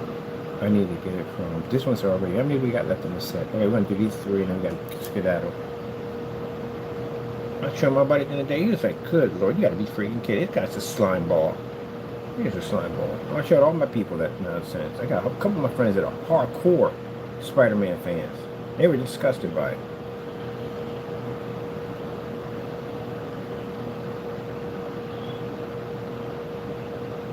Yeah, I can't watch movies anymore. If he ain't in it, I can't watch it.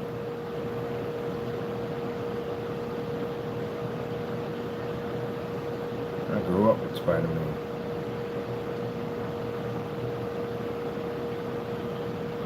It's a little hard to focus. Yeah, it ticks me off, man. It ticks me off. That, you were talking about being triggered? Yeah, Jamie, that triggered me. That definitely triggered me. I didn't like that at all, period, one bit. And then for the slime balls on your channel at the end of the day who supported that nonsense, because they were all in there supporting that nonsense. Now, one of them came in and reported nothing whatsoever. You all are basically guilty of that mess. That did trigger me right there. You're a slime ball.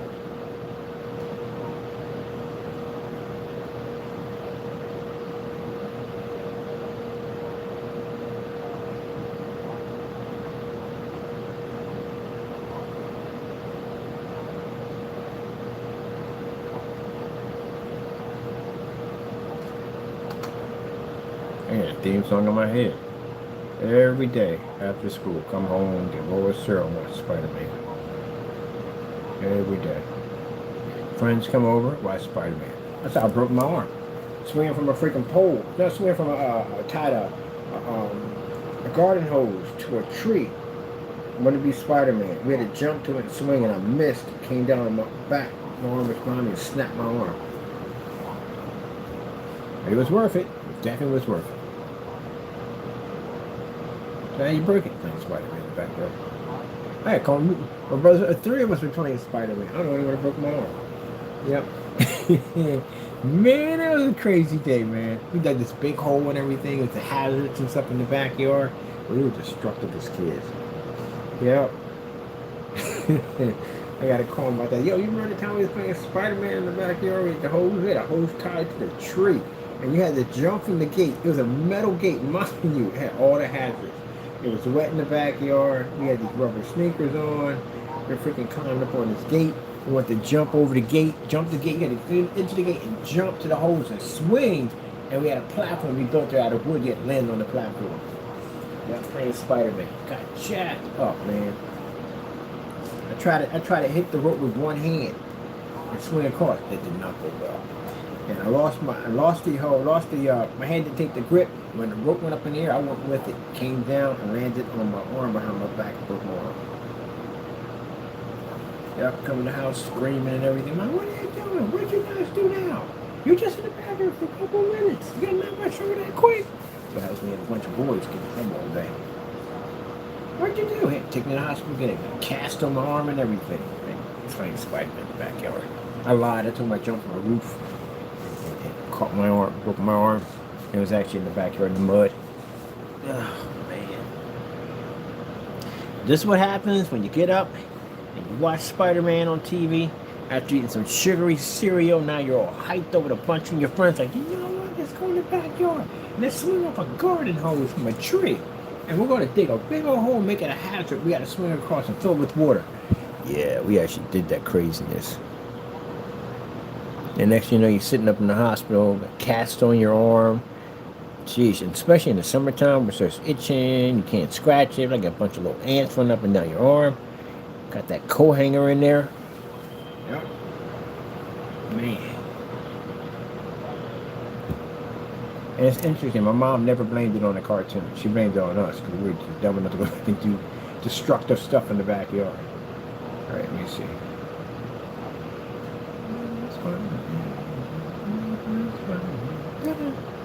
Here comes the Spider-Man. I grew up in the old one back in the day. I think it was 1960, I think it was. I'm watching that tonight.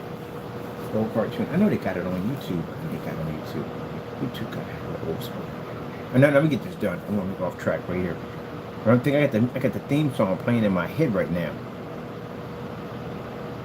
Man, I grew up on that, man. It had that nice beat to it. I had it on a ringtone for my cell phone.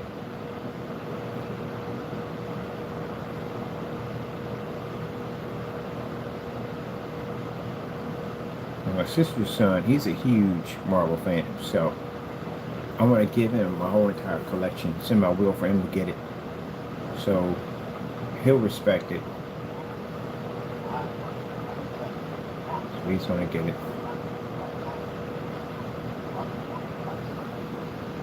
In the speed of light.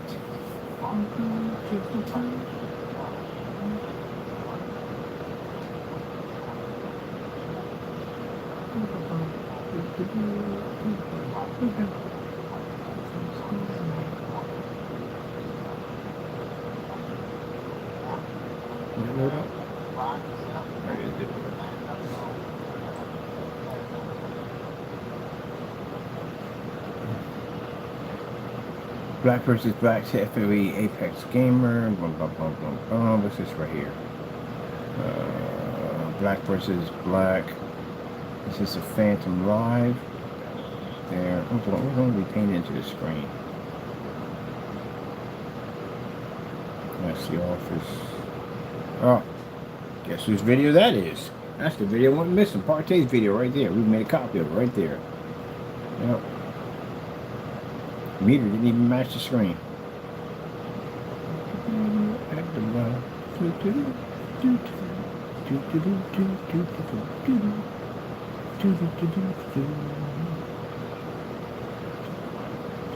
That's me in my head all day long. I like that.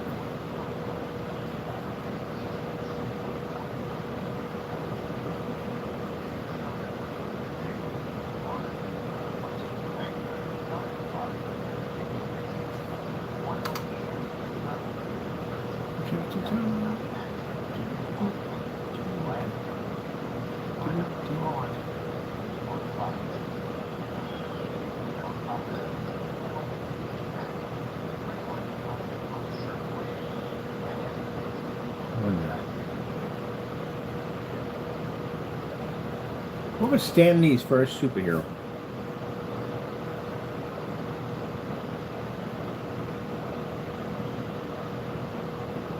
The Destroyer.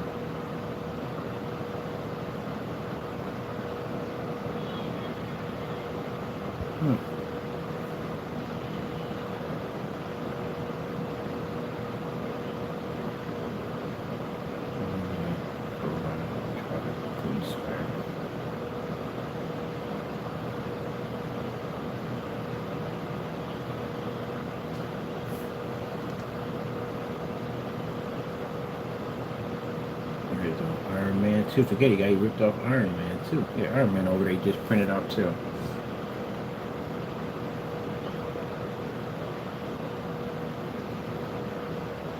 So he didn't start off rich. He didn't. He did not. He earned every penny.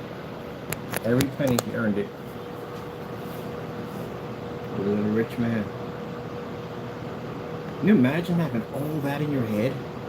Like all those characters, all those drawings, everything in your head, that is absolutely insane.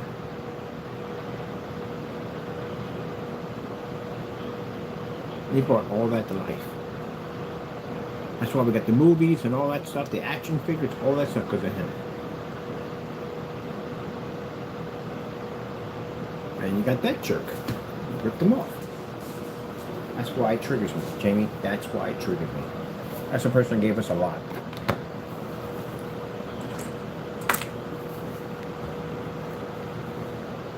So if you think at the end of the day that I'm racist because I want you out of the country, you believe whatever you want to believe. But I'm getting you out of the country. You're leaving. You're a thief. That's what you are. You're a thief. You're a criminal. You rip and steal. And you rob from everybody. You rob from your customers. You rob from everybody. You steal from the industry. You don't care. I'm going to make sure you pay for your crimes. I'm going to make sure you're in front of a judge. I'm going to make sure that all the stuff that you have done that you're going to pay for. And you should.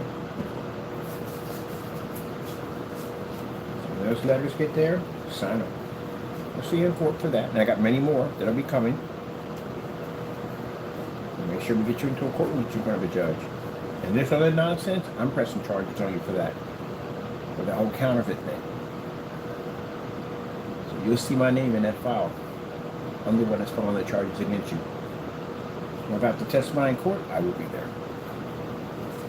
Not only for all the other people and companies at the end of the day, but for also my company also. Where you try to basically take my copyrights without my permission.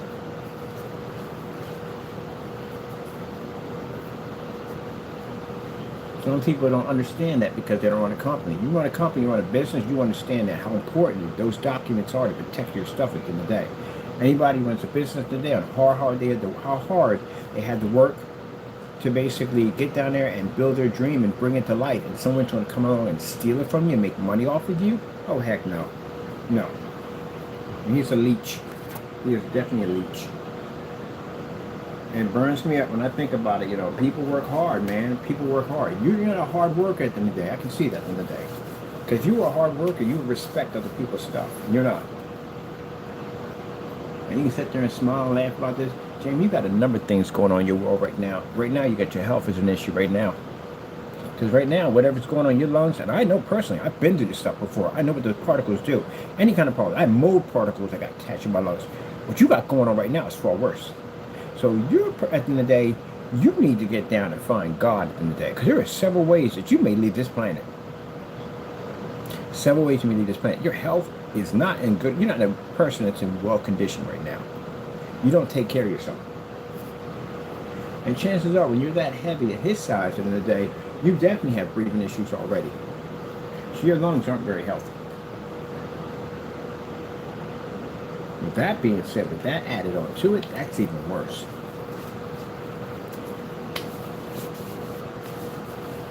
Let me see. Alright, let me hook him up, get on out of here. I got some stuff I got to do and take care of. Some things. I got to come back in and finish this list. I got somebody roughly got how many more videos on this to do. Let me come out of all this real quick. Now I got to be in here for this right here. Alright. I gotta go back and check this place. Light in the Box. You ever bought from them before? I have. I bought stuff from them. They're from over in Japan. They got some really cool stuff over there. So yeah, I'm gonna get some stuff over there. I gotta get one of those knockoff projectors. I'm seeing if a knockoff projector can run on that invisible technology. I'm curious. I don't support them, but I'm just curious if it works. Alright. That being said, I gotta go. Thank you for your time. And God bless. Oh, that button right there. There you go.